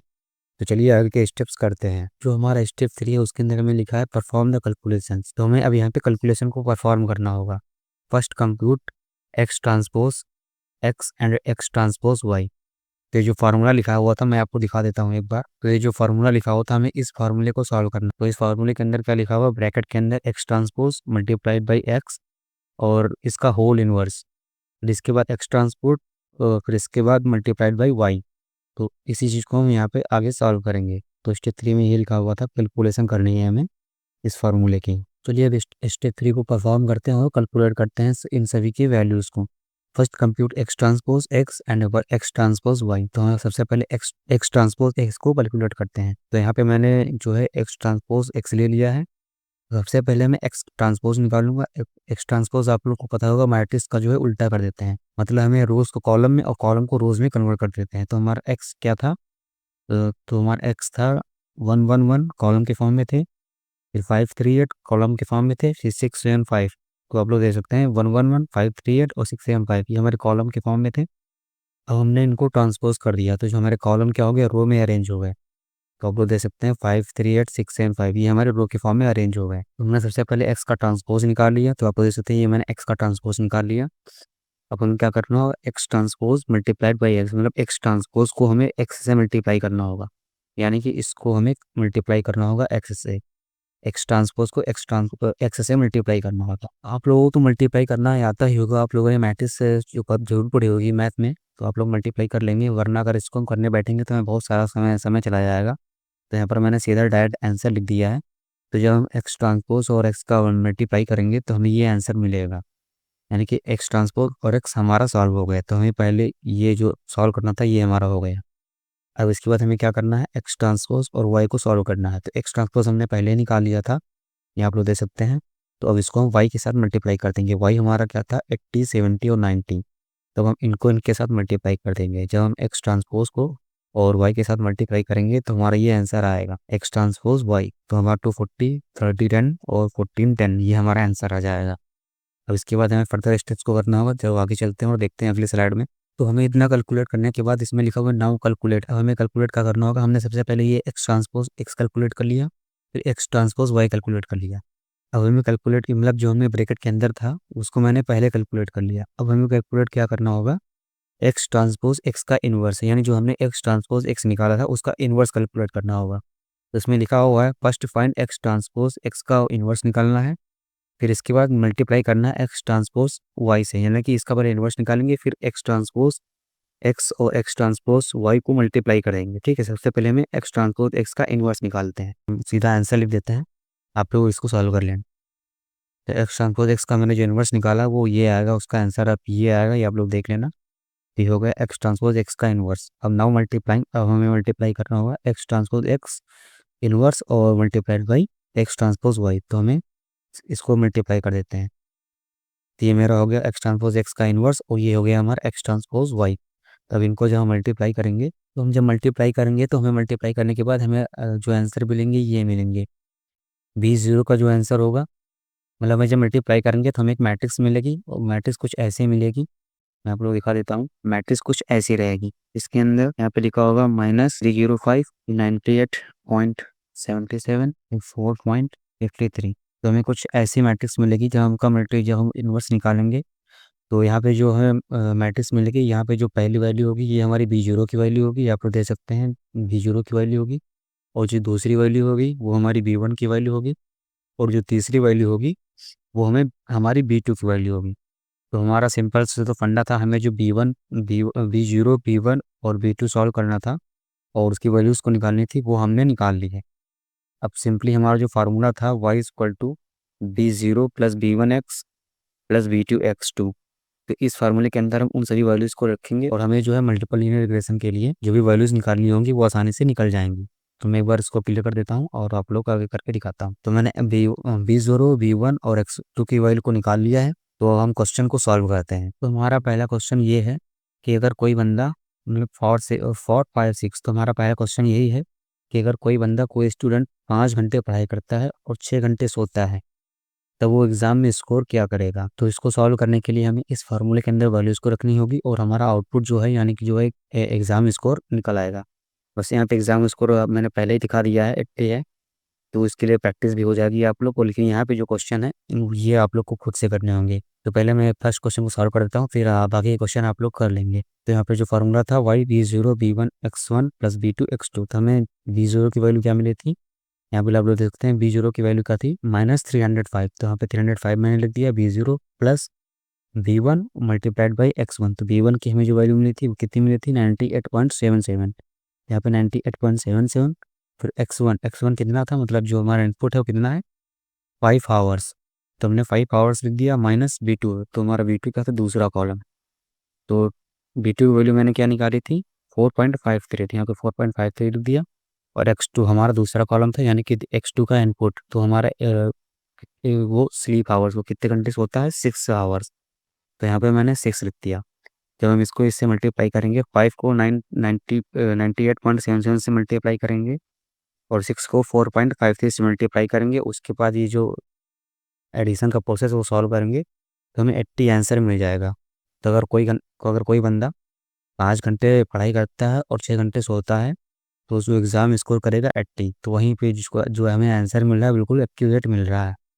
ऐसे ही हमारा क्वेश्चन 2 भी है और क्वेश्चन 3 भी ऐसे ही है। तो यहाँ पर मैंने क्वेश्चन को लिखा हुआ है, अगर कोई बंदा 4 आवर्स तक स्टडी करता है, 4 ही आवर्स तक सोता है, तब वो एग्ज़ाम में स्कोर कितना करेगा। और अगर कोई बंदा 6 आवर्स तक वो स्टडी करता है और 5 आवर्स तक सोता है, तब वो एग्ज़ाम में स्कोर कितना करेगा। तो मैंने एक का आंसर निकाल के दिया हुआ है आप लोग को, और इसका आंसर आप लोग निकाल के कमेंट बॉक्स में बताना। तो यहाँ पे मैंने जो पहला क्वेश्चन था उसको सॉल्व किया है।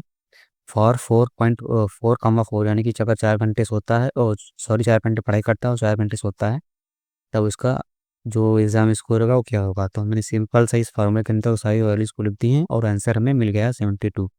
तो इसका एग्ज़ाम स्कोर होगा 72। तो ये मैंने कैसे किया आप लोग को दिखा देता हूँ। सबसे पहले हमें लिखना होगा B0। तो B0 हमारा क्या था -305, वो मैंने लिख दिया। फिर प्लस का साइन लगाएंगे लिखेंगे 98.77, मतलब कि बी वन हमारा क्या था 98.77। ठीक है, वो लिख दिया। फिर मैंने एक्स वन हमारा क्या था, ये आप लोग देख सकते हैं। एक्स वन के अंदर वैल्यू क्या थी 4 आवर्स, तो हमने 4 आवर्स लिख दिया, माइनस का साइन लगाएंगे। फिर हम लिखेंगे बी टू की वैल्यू क्या थी 4.53, यहाँ पे मैंने -4.53 लिख दिया। और फिर इसके बाद लिखा है एक्स टू की जो वैल्यू क्या थी वो यहाँ पे देखेंगे, और एक्स टू की वैल्यू थी 4, यानी कि 4 आवर जो स्लीप करता है। तो यहाँ पे मैंने 4 लिख दिया। अब इसको सॉल्व करेंगे, इसको इससे मल्टीप्लाई करेंगे और इसको इससे मल्टीप्लाई करेंगे, फिर बाद में एडिशन और सब्ट्रैक्शन करेंगे। जो भी आंसर आएगा वो हमने यहाँ पे लिख दिया है 72 आंसर आएगा इसका। एडिशन और सब्ट्रैक्शन करने के बाद जो भी आंसर आएगा वो आएगा 72। ऐसे ही मैंने आपके लिए एक और क्वेश्चन बनाया है। अगर कोई बंदा 6 आवर्स तक स्टडी करता है और 5 आवर्स तक सोता है, तब उसका जो है एग्जाम स्कोर क्या होगा। तो ये क्वेश्चन आप लोग को खुद से करना होगा और हमें कमेंट बॉक्स में इसका आंसर बताना होगा। तो अब जो हमारा नेक्स्ट टॉपिक है वो है हमारा इवैल्यूएशन मैट्रिसेस। इवैल्यूएशन मैट्रिसेस क्या होता है, सेम जो भी मॉडल को बनाते हैं उसको टेस्ट करते हैं कि हमारा मॉडल कितनी परसेंट एक्यूरेट है। अब तक हमने कोई मॉडल बनाया नहीं है, लेकिन जब आपको मॉडल बनाएंगे लास्ट में, तो आप लोग वहाँ पे दिखाएंगे इवैल्यूएशन मैट्रिसेस कैसे यूज में आती है। तो इवैल्यूएशन मैट्रिक्स का सिंपल सा फंडा यही होता है कि हमने जो मॉडल बनाया है उसकी एक्यूरेसी को टेस्ट करते हैं। तो डिफिनेशन में लिखा हुआ है, evaluation metrics are tools or formula that we use to measure how good or a bad machine learning model is performing. मतलब हमें ये मेजर करके देता है कि हमारा मॉडल कितना गुड है और कितना बैड। यहाँ पे एग्जांपल लिखा हुआ है, imagine your model predicts student marks based on study hours. मतलब आपने कोई मॉडल बनाया है जिसके अंदर आप स्टूडेंट की जो मार्क्स हैं उनको आप प्रेडिक्ट करना चाहते हो on the basis of study hours. जो आपने मॉडल बनाया और उसको इवेल्युएट कैसे करेंगे, मतलब उसको चेक कैसे करेंगे कि हमारा मॉडल बिल्कुल एक्यूरेट है। तो उसकी कुछ टेक्निक होती हैं, जैसे कि mean absolute error, mean squared error, root mean squared error और R2 स्क्वायर।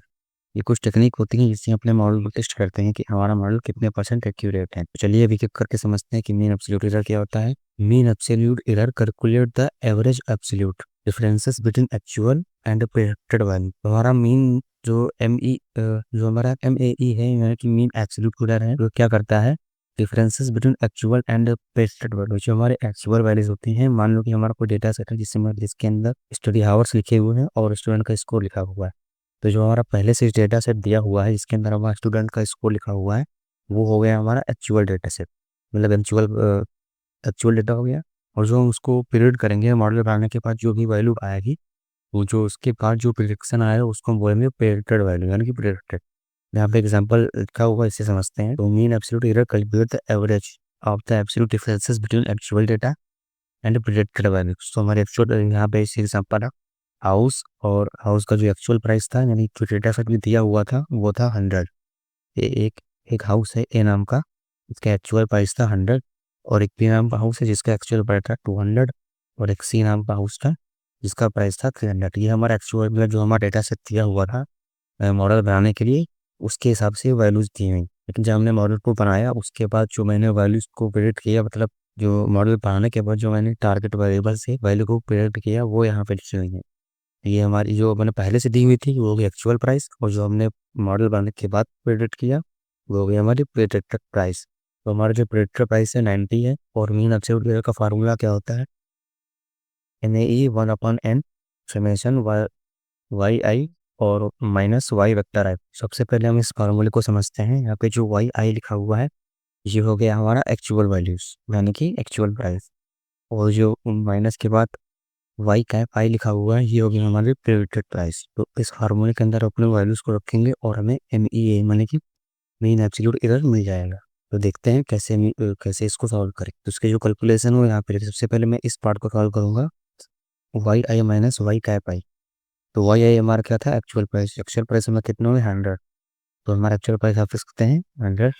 और फिर माइनस करना है वाई कैप आई से। वाई का हमारा कैसे यानी प्रेडिक्टेड वैल्यू 90।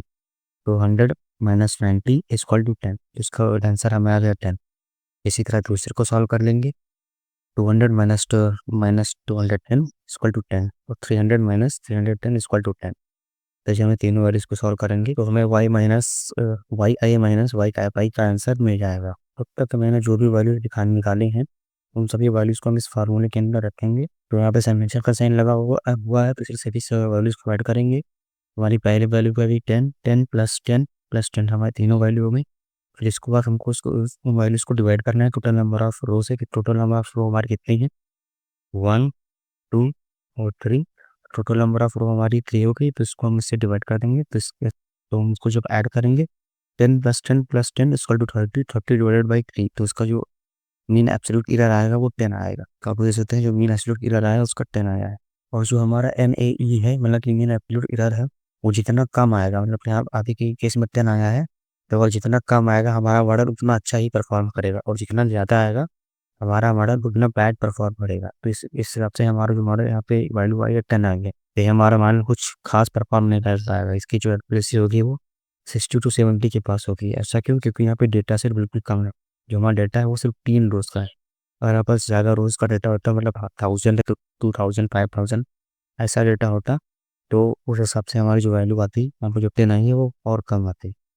तो डेटा के हिसाब से भी हमारे डिपेंड करता है। तो देखते हैं यार और नेक्स्ट टॉपिक क्या है। तो जो हमारा नेक्स्ट टेक्निक है मॉडल की एक्यूरेसी चेक करने की, वो है मीन स्क्वायर्ड एरर। तो ये मीन स्क्वायर्ड एरर का डिफरेंस में लिखा हुआ है average of the square differences between actual values and predicted values. Same वैसे ही जैसे मैंने आपको पिछली टॉपिक में बताया है, मेन एक्चुअल एरर में सेम वैसे ही है, बस इसमें हमें स्क्वायर स्क्वायर डिफरेंसेस को निकालना होगा। तो जैसे आप लोग फार्मूला दे सकते हैं, सेम फार्मूला वही है, बस यहाँ पे हमें सिर्फ इसका जो है होल स्क्वायर निकालना होगा। तो सेम वैसे ही मैंने वही एग्जाम्पल लिया है ताकि आप लोग समझ पाएँ। सेम सब कुछ स्टेप सेम है, बस इसको मैंने होल स्क्वायर कर दिया है। तो आप लोग देख सकते हैं जब मैंने इसका होल स्क्वायर कर दिया, और इसको भी मैंने वैसे ही निकाला है। तो आप लोग मीन स्क्वायर की तरफ भी आसानी से निकाल सकते हैं। अब मैं चलता हूँ दूसरी टेक्निक पे, रूट मीन स्क्वायर एरर। ये भी पिछले जैसा ही है, बस इसके अंदर क्या लिखा हुआ है, रूट। और ये मीन स्क्वायर एरर हम लोग निकाल ही चुके हैं पिछली कुछ सेकंड में। तो यहाँ पे लिखा हुआ है रूट, तो हमें जो MSE निकाला था मीन स्क्वायर एरर, उसके आगे रूट लगा देना है बस। तो सब कुछ सेम वैसा ही रहेगा। Definition square root of MSE, तो जो हमने जो MSE निकाला है उसका स्क्वायर रूट कर देना है। Use error in same unit as the target. तो फार्मूला आप लोग दे सकते हैं सेम वैसे ही है। तो मैंने जो MSE निकाला उसके ऊपर ऐसे अंडर रूट लगा देंगे, तो बस सेम आपका जो आंसर आएगा वो सेम वैसे ही आएगा। सब कुछ आपको वैसे ही सॉल्व करना है जैसे आपने पिछले वीडियो में सॉल्व किया है। ये भी जो एग्जाम्पल है वो भी सेम है हाउस प्रोडक्शन का, तो आप लोग इसको भी आसानी से कर पाएंगे। ये मैं आप लोगों को जल्दी इसलिए करा रहा हूँ क्योंकि हमें मॉडल को बहुत हो गया मेरा थ्योरी पार्ट, अब हमें एक्चुअल में पाइथन का यूज़ करके हमें मॉडल को बनाना है और ट्रेन करना है, तो इसलिए मैं इसको थोड़ा स्किप कर रहा हूँ, जल्दी जल्दी में करा रहा हूँ। ये आप लोगों को भी आसानी से समझ में आ जाएगा जब हम मॉडल को ट्रेन करेंगे और कोडिंग करेंगे। तो अब तक हमने जो भी पढ़ा वो हो गया हमारा थ्योरी पार्ट। अब हम पढ़ेंगे अपना प्रैक्टिकल। हम करके देखने वाले हैं कि हमारा एक्चुअल में जो भी हमने अभी थ्योरी में पढ़ा हुआ है, फार्मूलाज पढ़े हुए हैं, जो भी हमने मॉडल कैसे बनता है और सब जो भी कुछ हमने पढ़ा है, और उसको एक्चुअल में हम यहाँ पे पाइथन के जरिए VS कोड पे करने वाले हैं। इस प्रैक्टिकल पार्ट के अंदर हम सभी का एक एग्जाम्पल लेंगे और समझेंगे बिल्कुल डीपली। तो हमें सबसे पहले हमने पढ़ा था सिंपल लीनियर रिग्रेशन, उसका एक एग्जाम्पल लेंगे, फिर मल्टीपल लीनियर रिग्रेशन, उसका एक एग्जाम्पल लेंगे, फिर इन सभी को हम इसकी जो इवैल्यूएशन मैट्रिसेस है उसको कैलकुलेट करेंगे, उसको एक्यूरेसी को चेक करेंगे, ताकि आप लोग को बिल्कुल अच्छे से समझ में आ जाए कि हमारा लीनियर रिग्रेशन होता क्या है। जिसके अंदर से पहले और कुछ लाइब्रेरीज का करने वाले हैं। अगर आपके ट्विटर पे लाइब्रेरीज इंस्टॉल नहीं है तो उनको इंस्टॉल कर लेना। उससे पहले हम यूज़ करेंगे पाइथन की साइकिट लर्न, फिर पांडास और मैटप्लॉटलिब। इन तीनों लाइब्रेरी का यूज़ करके हम अच्छे से जो है अपना प्रैक्टिकल का काम करेंगे। और जिसको अभी तक समझ में नहीं आया है थ्योरी पार्ट, वो अब इस प्रैक्टिकल को जब देखेंगे तो उनको आसानी से समझ में आ जाएगा। तो वीडियो बने रहिएगा और प्रैक्टिकल पार्ट को बिल्कुल ध्यान से देखिएगा। इसके अंदर सबसे पहले हम देखेंगे तो डेटा सेट को लोड करना है। डेटा सेट को लोड करना का डेटा सेट हमारे जो कंप्यूटर में पड़ा हुआ है तो हमने VS कोड के अंदर डालेंगे, उसके साथ प्रोसेस करेंगे, जो को प्री प्रोसेस करेंगे, फिर मॉडल को ट्रेन करेंगे, तो उसकी जो परफॉर्मेंस है उसको चेक करेंगे, फिर जो हमारा जो प्रेडिक्शन है उसको चेक करेंगे हमारा प्रेडिक्शन सही आ रहा है या नहीं। ये सब कुछ हम करने वाले अपने थ्योरी पार्ट के अंदर, वो अब यहाँ सॉरी से ये सब कुछ करने वाले हैं अब अपने प्रैक्टिकल पार्ट के अंदर। तो यहाँ तक का हमारा जो थ्योरी का पार्ट था वो खत्म हो चुका है। और आप लोग प्रैक्टिकल पार्ट को बिल्कुल ध्यान से देखना और अच्छे से करना है, यहाँ पर आप लोग को बहुत कुछ समझ में आने वाला है। तो इस वीडियो के अंदर टोटल हम 3 एग्जाम्पल लेने वाले हैं। इसमें जो पहला एग्जाम्पल होगा वो हमारा सिर्फ होगा छोटा एग्जाम्पल होगा, वो हमारा होगा सिंपल लीनियर रिग्रेशन को समझने के लिए, ठीक है। तो पहला जो हमारा एग्जाम्पल होगा वो हमारा होगा सिंपल लीनियर रिग्रेशन को समझने के लिए। तो दूसरा जो एग्जाम्पल होगा वो भी छोटा एग्जाम्पल होगा जिसके अंदर समझेंगे मल्टीपल लीनियर रिग्रेशन। फिर हमें एक बड़ा एग्जाम्पल लेंगे जिसके अंदर बहुत सारे कॉलम्स होंगे और उन कॉलम्स के बेसिस पे हमें जो टारगेट वेरिएबल है यानी हमें जो प्रोटेक्शन को निकालना हो तो हम उस एग्जाम्पल को लेंगे, ताकि हम पूरे कंसेप्ट को लीनियर रिग्रेशन के पूरे कंसेप्ट को आसानी से समझ सकें। तो हमारा सबसे पहले क्या रहेगा, सिंपल लीनियर रिग्रेशन, फिर दूसरा मल्टीपल लीनियर रिग्रेशन, फिर तीसरा क्या रहेगा हमारा, एक बड़ा डेटा सेट रहेगा जिसके अंदर बहुत सारे कॉलम रहेंगे और कॉलम के बेसिस पे हमें प्रिडिक्शन करना है। तो वन बाय वन करके हम इन एग्जांपल को अच्छे से समझेंगे। तो सबसे पहले हम क्या कौन सा समझते हैं, सबसे पहले हम समझते हैं सिंपल लीनियर रिग्रेशन। तो चलिए आगे प्रैक्टिकल में स्टार्ट करते हैं। तो मैंने अपने डेस्कटॉप पे लीनियर रिग्रेशन नाम का एक फोल्डर बना लिया है जिसको मैं अब ओपन करता हूँ अपने वीएस कोड के अंदर। तो मैंने लीनियर रिग्रेशन फोल्डर को मैंने अपने वीएस कोड के अंदर ओपन कर लिया है।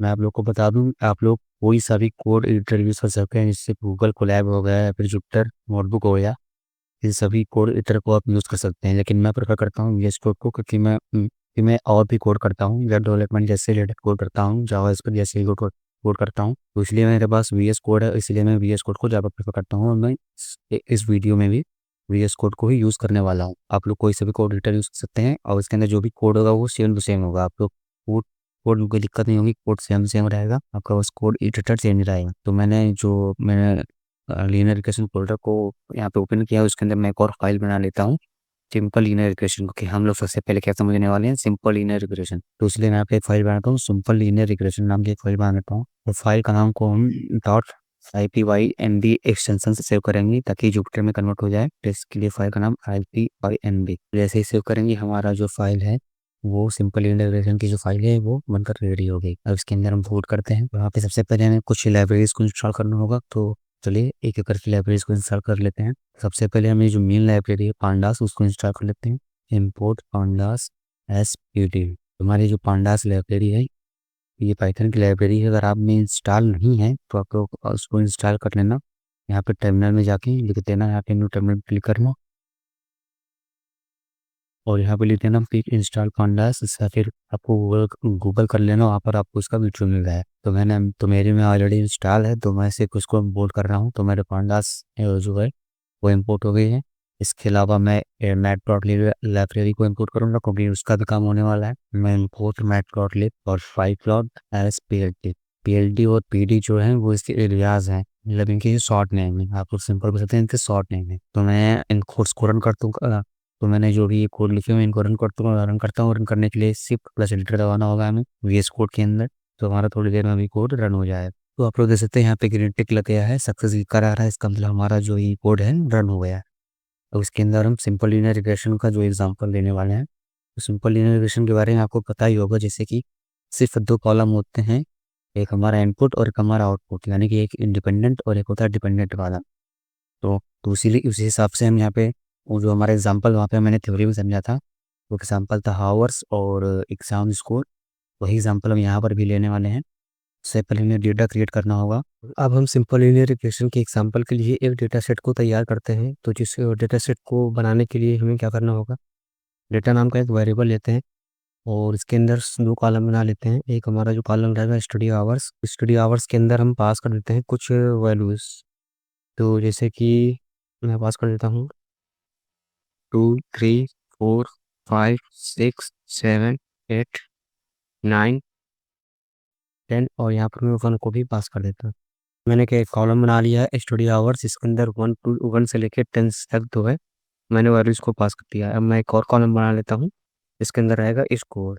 तो मैं स्कोर नाम का एक कॉलम बना लेता हूँ और इसके अंदर भी रैंडमली मैं कुछ भी मतलब कुछ 10 वैल्यूज़ तक नंबर्स को टाइप कर देता हूँ। तो सुबह करता हूँ मैं 13 25 53 65 55 60 और ये हमारा 65 हो जाएगा। तब 10 वैल्यूज़ को पास करना है, तो हमें एक बार देख के लेते हैं 10 वैल्यूज़ हुई है नहीं। 1 2 3 4 5 6 हुई है, फिर मुझे 4 वैल्यूज़ को और पास करना है। तो 65 के बाद मैं कर लेता हूँ 70 फिर मैं कर लेता हूँ 76, तो मिलता हूँ 84 और लास्ट में पास कर देता हूँ 95। तो ये मैंने एक डेटा सेट को तैयार कर लिया। इसके अंदर हमारा एक कॉलम रहेगा स्टडी हाउस और एक कॉलम रहेगा इसको। तो अब इस डेटा सेट को हम जिप कराते हैं। मेरा सक्सेसफुली जो है एक्सिक्यूट हो गया है। जो मैंने डेटा बनाया है, डेटा सेट बनाया है, इसको पांडास के डेटा फ्रेम में कन्वर्ट करते हैं। तो इसके लिए मैं एक वेरिएबल लेता हूँ और लेता हूँ PT डॉट डेटा फ्रेम और इसके अंदर मैं इस डेटा को इस जो डेटा वेरिएबल है इसको पास कर देता हूँ ताकि हमारा जो डेटा है वो पांडास की डेटा फ्रेम में कन्वर्ट हो जाए।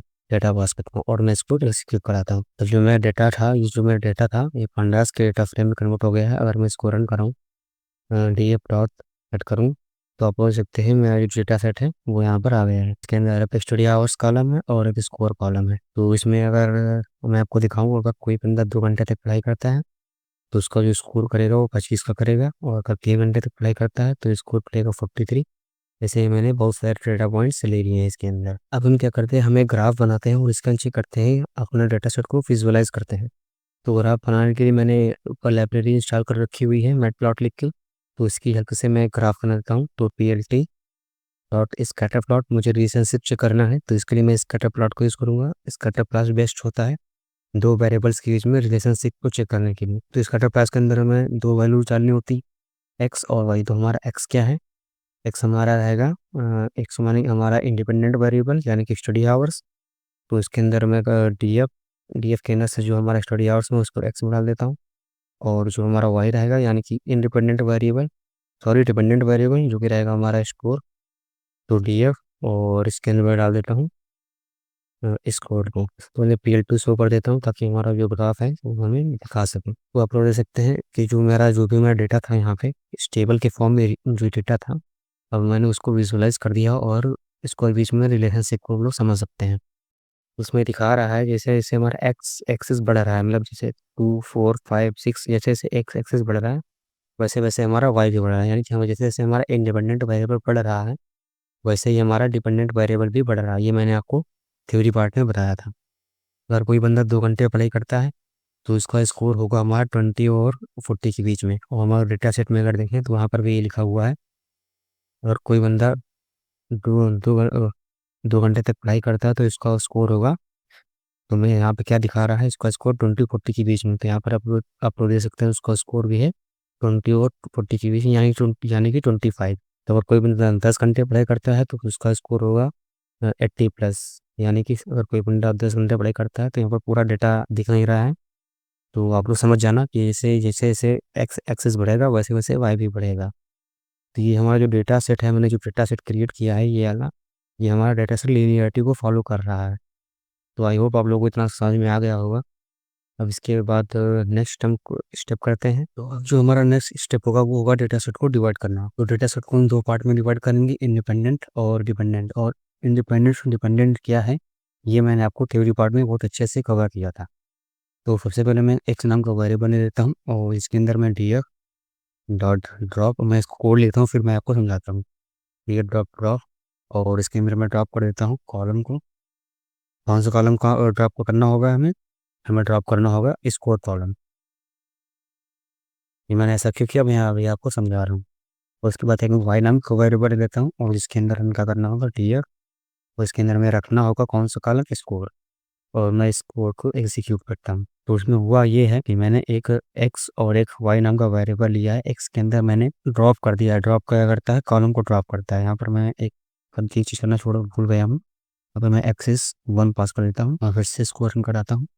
तो यहाँ पर हुआ यह है कि हमने डेटा सेट को अपने 2 पार्ट में डिवाइड कर दिया है, एक्स यानी कि इंडिपेंडेंट वेरिएबल और वाई यानी कि डिपेंडेंट वेरिएबल। तो ऐसा मैंने इसलिए किया है तो कि हमें मॉडल को आगे ट्रेन और टेस्ट स्प्लिट में कन्वर्ट करना, इसलिए मैंने ऐसा किया है। तो यहाँ पे ड्रॉप ड्रॉप क्या करता है, कॉलम को ड्रॉप करता है। तो हमने कौन सा कॉलम को ड्रॉप किया, स्कोर। तो यार जो हमारा डेटा सेट था इसके अंदर से अगर हम स्कोर कॉलम को ड्रॉप कर देंगे तो हमारा सिर्फ क्या बचेगा, स्टडी आवर्स यानी कि इंडिपेंडेंट वेरिएबल। तो हमें एक्स के अंदर क्या चाहिए था, इंडिपेंडेंट वेरिएबल ही चाहिए था। तो इसलिए मैंने स्कोर कॉलम को उसमें से हटा दिया और इसके अंदर सिर्फ मैंने इंडिपेंडेंट वेरिएबल यानी कि स्टडी आवर्स को ही रखा है। और जो हमारा वाई के अंदर हमने सिर्फ स्कोर कॉलम को ही रखा है और इसके अंदर हमने स्टडी आवर कॉलम को छोड़ दिया है। तो अगर मैं इसको इस चीज़ को करा चुका हूँ, अब मैं इसको अगर आपको प्रिंट करके दिखाऊँ तो प्रिंट एक्स, मैं इसको प्रिंट करता हूँ तो आप लोग दे सकते हैं स्टडी आवर्स ही प्रिंट होके आ रहा है। और हमारा जो कॉलम था स्कोर वो कॉलम हट गया है। अगर मैं इसकी जगह पे वाई प्रिंट करके दिखाऊँ तो वाई के अंदर सिर्फ 13 25 43 यानी कि हमारा सिर्फ जो है स्कोर स्कोर कॉलम ही प्रिंट होके आ रहा है। तो हमने सिंपल सा जो हमारा डेटा था उसको 2 पार्ट में डिवाइड कर दिया है, एक्स और वाई। और एक्स और वाई में इसलिए डिवाइड किया है क्योंकि हमें मॉडल को आगे ट्रेन टेस्ट और स्प्लिट कराना है। तो डेटा को हमने एक्स और वाई कॉलम में डिवाइड करने के बाद अब हम डेटा को ट्रेन और टेस्ट के लिए भी स्प्लिट करेंगे। तो इसके लिए हमें साइकिल लर्निंग लाइब्रेरी की जरूरत पड़ेगी। तो scikit-learn लाइब्रेरी आप लोग पिप इंस्टॉल करके इंस्टॉल कर सकते हैं। तो मैं सिंपल से यहाँ पे लिखता हूँ, मेरी में ऑलरेडी इंस्टॉल है, तो मैं लिखता हूँ from scaler dot model selection, और इसके अंदर से हम सिलेक्ट करेंगे import train test split.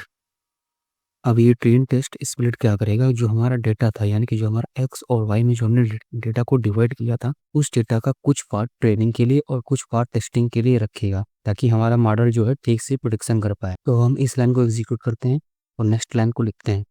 Next line में लिखेंगे एक्स ट्रेन, ये हमारा एक वेरिएबल ही होगा, एक्स ट्रेन वेरिएबल, फिर एक्स टेस्ट वेरिएबल होगा, फिर वाई ट्रेन और वाई टेस्ट। और इसके अंदर जो हमारा ट्रेन टेस्ट स्प्लिट था, मैं इसको उस मेथड को यूज़ करता हूँ। तो ट्रेन टेस्ट स्प्लिट, और इसके अंदर पास कर देता हूँ एक्स कॉमा वाई। एक्स हमारा क्या होगा, एक्स हमारा होगा ये वाला डेटा यानी कि हमारा स्टडी आवर्स, और वाई हमारा क्या है, स्कोर।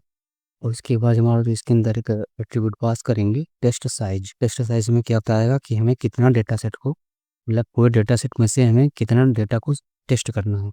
तो यहाँ पर मैं 0.20 लिख देता हूँ। और इसके बाद एक और एट्रीब्यूट होता है रैंडम स्टेट, मैं इसको पास कर देता हूँ। और इतना करने के बाद मैं इसको एग्जीक्यूट करता हूँ। तो यहाँ पर जो हुआ है मैं आपको बता देता हूँ।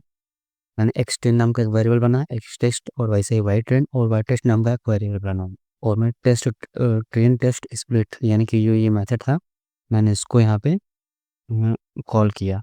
और इस मेथड के अंदर हमने एक्स यानी कि ये जो हमारा स्टडी आवर्स था उसको, और वाई जो यानी कि हमारा जो स्कोर था, मैंने उसको पास किया। और उसके बाद टेस्ट साइज 0.20 रखा। मतलब हमारा जो इसमें हुआ ये है कि हमारा जो डेटा सेट था यानी कि हमारा जो एक्स था, एक्स पहले हमारा कितना था, अगर मैं आपको यहाँ पे दिखाऊं, एक्स ये जो हमारा डेटा था 1 से लेकर 10 तक, ये पूरा डेटा में से हमें 20% डेटा, ये पूरा डेटा हमारा दो पार्ट में डिवाइड हो गया है। यानी कि जो हमारा एक्स डेटा था वो दो पार्ट में डिवाइड हो गया है। पहला पार्ट हमारा हो गया था ट्रेनिंग के लिए, और दूसरा पार्ट हो गया हमारा टेस्टिंग के लिए। तो हमारा जो सबसे पहले एक्स डेटा था वो हमारा दो पार्ट में डिवाइड हो गया, ट्रेनिंग और टेस्टिंग। टेस्टिंग के लिए हमने सिर्फ 0.20 यानी कि 20% डेटा हमारा जो है टेस्टिंग के लिए चला गया है, और बाकी बचा 80% डेटा हमारा ट्रेनिंग के लिए चला गया है। और सेम यही प्रोसेस हमारा वाई के साथ भी हुआ है। जो वाई हमारा डेटा था यानी कि जो हमारा स्कोर कॉलम था, वो भी दो पार्ट में डिवाइड हो गया है। पहला कॉलम, पहला पार्ट हो गया हमारा ट्रेन, और दूसरा हमारा हो गया टेस्टिंग। तो वही पार्ट के अंदर भी 80% जो हमारा डेटा था वो हमारा टेस्टिंग और ट्रेनिंग के लिए चला गया, और जो 20% डेटा था वो हमारा टेस्टिंग के लिए चला गया। तो यहाँ पर वही है कि मेरा जो एक्स और वाई डेटा सेट था, वो सभी डेटा सेट दो दो पार्ट में डिवाइड हो गए। ट्रेनिंग यहाँ पे यानी कि एक्सटेंड और एक्सटेस्ट। तो एक्सटेंड के अंदर हमारा ट्रेनिंग डेटा 80%, और एक्सटेस्ट के अंदर हमारा टेस्टिंग डेटा 20%। वैसे ही हमारा वाई ट्रेन और वाई टेस्ट, तो वाई वाला डेटा भी हमारा दो पार्ट में डिवाइड हो गया, 80% 20%। तो अगर मैं इसको आपको प्रिंट करके दिखाऊं तो आप लोग को अच्छे से समझ में आ जाएगा। तो यहाँ पर मैं कोड लिखता हूँ, print x dot save, x print dot save, x test dot save. तो आप लोग देख सकते हैं हमारा जो डेटा था एक्स डेटा, यानी कि हमारा जो इसमें डेटा मैंने यहाँ पे डिवाइड किया था एक्स डेटा, ये हमारा टोटल, इसी के अंदर हमारी टोटल कितनी रोज थी, इसके अंदर हमारी टोटल रोज थी 10। तो 10 रोज यहाँ पे दिखाई दे रही हैं, ठीक। कि फिर ये पूरा हमारा था एक्स डेटा। अब इसके बाद ये हमारा हो गया, यहाँ पे लिखा था मैंने एक्स्ट्रा ट्रेनिंग के लिए हमारा कितना हो गया, 8 रोज हमारी ट्रेनिंग के लिए हो गई हैं, और 2 रोज हमारी टेस्टिंग के लिए हो गई। हमारा मतलब 80% डेटा हमारा ट्रेनिंग के लिए चला गया था, और 20% डेटा हमारा टेस्टिंग के लिए चला गया। तो इस हिसाब से हमारा जो डेटा था वो ट्रेन टेस्ट स्प्लिट फंक्शन की मदद से मेरा डेटा सेट था जो वो डिवाइड हो गया है। तो मैं एक बार आप लोग को रिकैप बता देता हूँ कि अब तक कि मैंने यहाँ पे क्या किया। सबसे पहले मैंने एक डेटा क्रिएट किया, और उस डेटा को मैंने पांडास की डेटा फ्रेम में कन्वर्ट किया। इसके बाद मैंने डीएफ डॉट सेट किया, तो मेरा जो डेटा था वो वहाँ पे दिखाई दे रहा था। फिर मैंने एक स्कैटर प्लॉट बनाया, जो कि स्कैटर प्लॉट क्या करता है, हमें रिलेशनशिप को, यानी कि टू वेरिएबल्स के बीच में, यानी कि दो कॉलम्स के बीच में रिलेशनशिप को रिप्रेजेंट करने के लिए यूज़ किया जाता है। तो मैंने यहाँ पे दो दो वेरिएबल्स थे हमारे, एक स्टडी आवर्स और एक स्कोर। इन दोनों बीच की जो रिलेशनशिप था उसको रिप्रेजेंट कर रहा है ये हमारा ग्राफ। फिर मैंने क्या किया, एक्स और वाई यानी कि जो हमारा डेटा सेट था उसको मैंने इंडिपेंडेंट और डिपेंडेंट वेरिएबल के अंदर तोड़ दिया। एक्स के अंदर हमारा हो गया था इंडिपेंडेंट वेरिएबल, और वाई के हमारा हो गया था डिपेंडेंट वेरिएबल, ठीक है। और उसका उतने करने के बाद हमने फिर स्केलर लाइब्रेरी से मॉडल सिलेक्शन के यूज़ करके मैंने ट्रेन टेस्ट स्प्लिट मॉडल को इंपोर्ट कराया। ये मॉडल क्या करता है कि हमारा जो डेटा सेट होता है उसको ट्रेनिंग और टेस्टिंग पार्ट में स्प्लिट कर देता है। तो हमारा जो डेटा सेट था, जो एक्स और वाई डेटा था, उसका कुछ हिस्सा ट्रेनिंग के लिए और कुछ हिस्सा टेस्टिंग के लिए रख लिया। तो इतना करने के बाद जो हमारा नेक्स्ट स्टेप होगा वो होगा हमारा मॉडल को रेडी करना। तो मॉडल में सबसे पहले मिलेंगे from scalar log linear model, और इसके अंदर से इंपोर्ट करेंगे हम लीनियर रिग्रेशन। एक हम लीनियर रिग्रेशन पढ़ा है तो इसलिए लीनियर रिग्रेशन को इंपोर्ट करेंगे। अब मैं इसको स्विच कर देता हूँ। तो हमने लीनियर रिग्रेशन मॉडल को इंपोर्ट कर लिया है, तो इसका मैं एक इंस्टेंस बना लेता हूँ। तो model equal to linear regression, तो मैंने इसका एक इंस्टेंस क्रिएट कर दिया है। मतलब यही मैंने इसको एक वेरिएबल के अंदर ट्रांसफर कर दिया है मॉडल के अंदर। अब इसके अंदर हम क्या करते हैं, अब जो हमारा डेटा था उसको हम इसको इसके अंदर फिट करते हैं, यानी कि हम एक मॉडल को रेडी करते हैं। तो मॉडल डॉट फिट, और फिट क्या करना है, हमें एक्सटेंड और वाई ट्रेन को फिट करना है इसके अंदर में। और मॉडल डॉट फिट के अंदर हम एक्सटेंड और वाई ट्रेन को पास कर देते हैं। तो यहाँ पे हम लिखता हूँ एक्सटेंड और वाई ट्रेन। तो इसको मैं एग्जीक्यूट कराता हूँ, तो आप देख सकते हैं मेरा जो लीनियर रिग्रेशन का जो मॉडल था वो बनकर रेडी हो गया है। अब यहाँ पर मैं मॉडल डॉट बिल्ड करूँगा, अगर मॉडल डॉट एडिट करूँगा, और इसके अंदर मैं क्या प्रेडिक्ट करने वाला हूँ, अगर कोई बंदा 5 घंटे तक पढ़ाई करता है तो उसका स्कोर क्या होने वाला है, ये मॉडल में बता के देगा। तो यहाँ पर एरर आ रही है, एरर ये है 2D एरर, सॉरी। इसके लिए हमें यहाँ पे एक 2D एरर यूज़ करना होगा, इसे ब्रैकेट और लगा देते हैं। तो अब हमारा यहाँ पे मॉडल बनकर रेडी हो गया है। अब हम चेक करते हैं कि हमारा मॉडल कैसा काम करता है। तो इसके लिए मैं लिखूँगा मॉडल और डॉट बिल्ड करूँगा, और उसके अंदर मैं वैल्यू पास करूँगा। मान लो मैं पास करता हूँ 5। अगर कोई बंदा 5 घंटे पढ़ाई करता है अब इसका स्कोर क्या है, तो हम देखते हैं और पूछते हैं हमारा मॉडल क्या आंसर देता है। तो हमारे मॉडल ने आंसर दिया है 55। मैं ऊपर डेटा सेट में चेक करता हूँ कि हमारी एक्चुअल वैल्यू क्या थी। तो यहाँ पर 6 कर देता हूँ। तो कोई बंदा 5 घंटे पढ़ता है तो उसका स्कोर 60 था, जो कि हमारा एक्चुअल में दिखा रहा था। जो हमारे मॉडल ने प्रेडिक्ट किया है वो देखते कितना प्रेडिक्ट किया है, वो 55 प्रेडिक्ट किया है, मतलब 16 मतलब 5 पॉइंट का गैप है। तो हमारे मॉडल की एक्यूरेसी जो 100% नहीं है, कुछ एबिलिट एक्यूरेसी इसकी लो है। तो इसकी एक्यूरेसी कैसे बढ़ाते हैं, मतलब एक्यूरेट कैसे करेंगे, वो हम बात के वीडियो में दूसरे वीडियो में कवर करेंगे, क्योंकि वीडियो लंबा हो रहा है और भी टॉपिक कवर करते हैं। तो एक्यूरेसी बढ़ाने की बात इस वीडियो में नहीं करेंगे। वैसे मैं चेक कर लेता हूँ कि हमारे मॉडल की एक्यूरेसी अभी के वक्त कितनी है। तो मॉडल डॉट अगर मैं स्कोर करता हूँ तो इसके अंदर मैं एक्स टेस्ट और वाई टेस्ट पास कर देता हूँ। तो वाई मॉडल की जो एक्यूरेसी है वो आ जाए कितना स्कोर। तो हमारा मॉडल 96 का 96। तो जो हमारा मॉडल है वो 96% एक्यूरेट है, मतलब जो जो प्रेडिक्शन करेगा वो 96% एक्यूरेट करेगा। या यहाँ पे 100 होना चाहिए, तो 100 अभी इस वक्त नहीं है, क्योंकि हमारा डेटा सेट भी कम है। जो हमारा डेटा है इसके अंदर वैल्यूज़ भी कम है। अगर 1000 है, 2000 है, 5000 में होती तो हमारा मॉडल और अच्छे से प्रेडिक्ट करता। तो यहाँ पर अगर मैं यहाँ पे दूसरी वैल्यूज को डालता हूँ, अगर मान लेता हूँ अगर कोई बंदा पढ़ता है सिर्फ 8 घंटे पढ़ाई करता है, तब इसका स्कोर क्या होगा, तब उसका स्कोर होगा 80। मतलब अगर कोई बंदा 8 घंटे पढ़ाई करता है तो इसका स्कोर होगा 80। तो हमारा मॉडल ठीक से अच्छे से परफॉर्म कर रहा है, जिसकी एक्यूरेसी भी 96% है। ये काफ़ी अच्छी एक्यूरेसी मानी जाती है। पर यहाँ पर हमारा डेटा सेट कम है, इसलिए यहाँ पे इतनी खास एक्यूरेसी है नहीं, वरना 100% एक्यूरेसी क्लियर हो जाए। तो ये हमने जो है अपना मॉडल को ट्रेन कर लिया पूरा तरीके से, वो मॉडल हमारा एक्यूरेट आंसर दे रहा है। तो ये हमारा हो गया सिंपल लीनियर रिग्रेशन। अब इसके बाद हम बात करते हैं मल्टीपल लीनियर रिग्रेशन की। तो ये जो हमारा एग्जांपल था ये सिर्फ था सिंपल लीनियर रिग्रेशन का एग्जांपल। इसके बाद हम मल्टीपल लीनियर रिग्रेशन का एग्जांपल सॉल्व करेंगे, और उसके बाद मैं एक बड़ा सा डेटा सेट लूँगा जिसके अंदर लगभग 400-500 या फिर 1000 रोज होंगी, और उसके हिसाब से मैं मॉडल को बनाऊंगा, वहाँ पे अच्छी एक्यूरेसी आए। ये सिर्फ ये जो ये एग्जांपल था, सिर्फ ये आप लोगों को समझने के लिए था कि सिंपल लीनियर रिग्रेशन कैसे वर्क करता है। ठीक है, अब हम चलते हैं मल्टीपल लीनियर रिग्रेशन की बात करते हैं। तो ये रहा मेरे मल्टीपल लीनियर रिग्रेशन का कोड। मैंने लीनियर रिग्रेशन फोल्डर के अंदर, जो मैंने फोल्डर पहले बनाया था उसके अंदर मैंने एक सिंपल लीनियर रिग्रेशन नाम की फाइल बनाई थी। अब मैंने एक मल्टीपल लीनियर रिग्रेशन नाम की एक फाइल बना ली। ऐसी फाइल आप लोग भी बना लेना। और ये रहा मेरा लीनियर रिग्रेशन का कोड। ये मैंने कोड पहले से ही लिख लिया है। मैं इस कोड को आपको समझा देता हूँ वन बाय वन, क्योंकि वीडियो लंबी हो रही थी और ये कोड लिखने के लिए बहुत समय लगता है, इसलिए मैंने पहले से ही कोड लिख लिया है। अब मैं आपको समझा देता हूँ। तो सबसे पहले मल्टीपल सेम वैसा ही जैसे हमारा सिंपल लीनियर रिग्रेशन होता है, वो सेम वैसे ही हमारा मल्टीपल लीनियर रिग्रेशन भी होता है। बस कुछ ही स्टेप इसमें चेंज होते हैं, जो कि मैं आपको दिखा देता हूँ। तो सबसे पहले जो मेरी इंपॉर्टेंट लाइब्रेरीज थी उस उनको मैंने इस बार ऊपर इंस्टॉल कर लिया है। मतलब इन लाइब्रेरीज को आप लोग भी ऊपर इंस्टॉल कर लेना, ये एक बेस्ट प्रैक्टिस होती है। तो सबसे पहले मैंने पांडास लाइब्रेरी इंस्टॉल कर ली, जो कि मैंने आपको बताया किस लिए यूज़ होती है। इस बार मैंने numpy लाइब्रेरी को भी इंस्टॉल किया है। फिर ये मैटप्लॉटलिब, जो कि आप लोगों को पता है।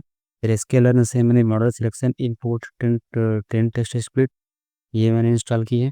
ये भी आप लोग को मैंने बता दिया है सिंपल इंटीग्रेशन के अंदर। तो ये सारी हमारी इंपॉर्टेंट लाइब्रेरीज हैं, इन्हें आप लोग देख लेना और अपने कोड पे लिख लेना। ये इंपॉर्टेंट लाइब्रेरीज हैं जो हमने इंस्टॉल करके रखते हैं। यहाँ पर सेम प्रोसेस मैंने यहाँ पर भी किया है। मैंने एक डेटा बनाया है जिसके अंदर हमारे कॉलम्स हैं हार्वर्ड स्टडीज। सिंपल इंटीग्रेशन में क्या था, सिर्फ हमारा हार्वर्ड स्टडीज थे और स्कोर था। यहाँ पर मल्टीपल इंटीग्रेशन मतलब मल्टीपल कॉलम होने चाहिए। मतलब जो हमारे इंडिपेंडेंट कॉलम होंगे वो मल्टीपल होंगे और जो डिपेंडेंट कॉलम होगा वो सिर्फ सिंगल होगा।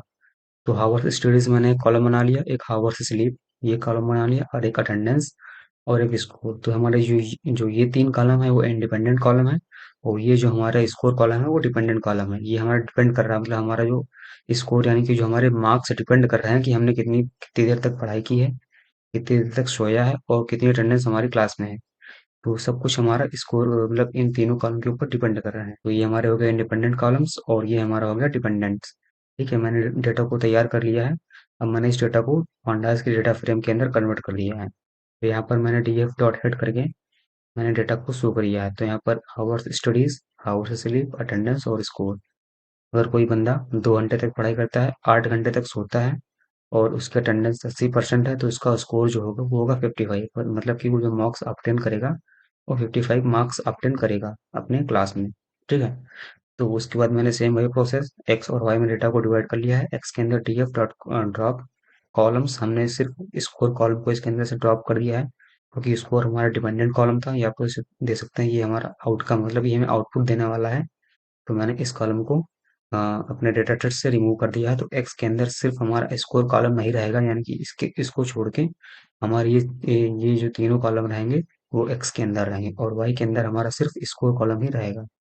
वाई हमारा जो होता है डिपेंडेंट वेरिएबल होता है, इसलिए हमारा सिर्फ डिपेंडेंट वेरिएबल इस केस में हमारा स्कोर है।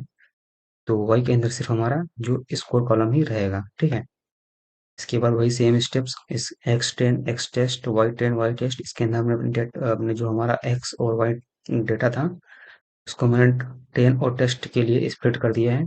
और इसका जो टेस्ट साइज रहेगा 20% ही रहेगा। ठीक है, और इसके बाद हमने अपने मॉडल का एक इंस्टेंस क्रिएट किया है, लीनियर रिग्रेशन मॉडल।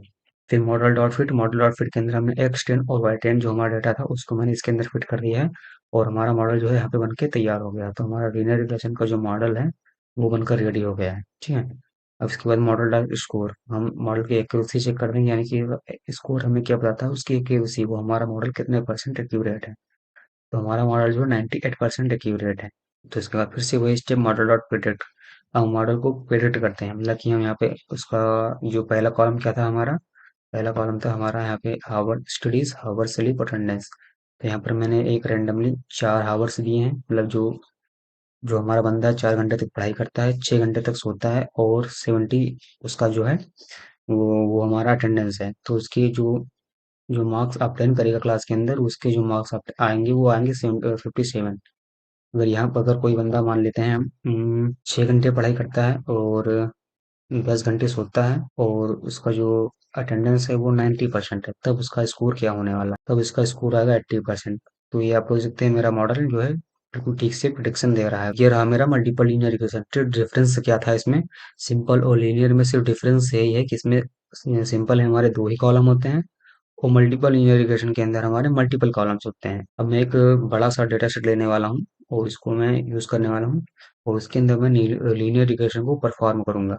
तो मैं एक डेटा सेट ले लेता हूँ और यहाँ पर मैं सबसे पहले मैं एक फाइल बना लेता हूँ लीनियर रिग्रेशन नाम से। तो वो linear regression dot I P Y N B, तो मैंने एक फाइल बना ली है। अब इसके अंदर मैं अपने कोड को लिखना हूँ। तो सबसे पहले मैं जो इंपॉर्टेंट लाइब्रेरीज हैं उनको इंस्टॉल कर लेता हूँ। तो यहाँ पर इन्हीं लाइब्रेरीज को मैं कॉपी पेस्ट कर देता हूँ, यही लाइब्रेरीज हमारी वहाँ पर भी काम आने वाली हैं। तो मैं उनको ऐसे कॉपी कर लेता हूँ, जो हमारा लीनियर रिग्रेशन है इसके अंदर मैं यहाँ पे पेस्ट कर देता हूँ, और इन सभी लाइब्रेरीज को मैं एग्जीक्यूट कर लेता हूँ। इस एग्जाम्पल के अंदर हम एक बड़ा सा डेटा सेट लेने वाले हैं और उसके जरिए हम समझते हैं लीनियर रिग्रेशन के पूरे कॉन्सेप्ट को।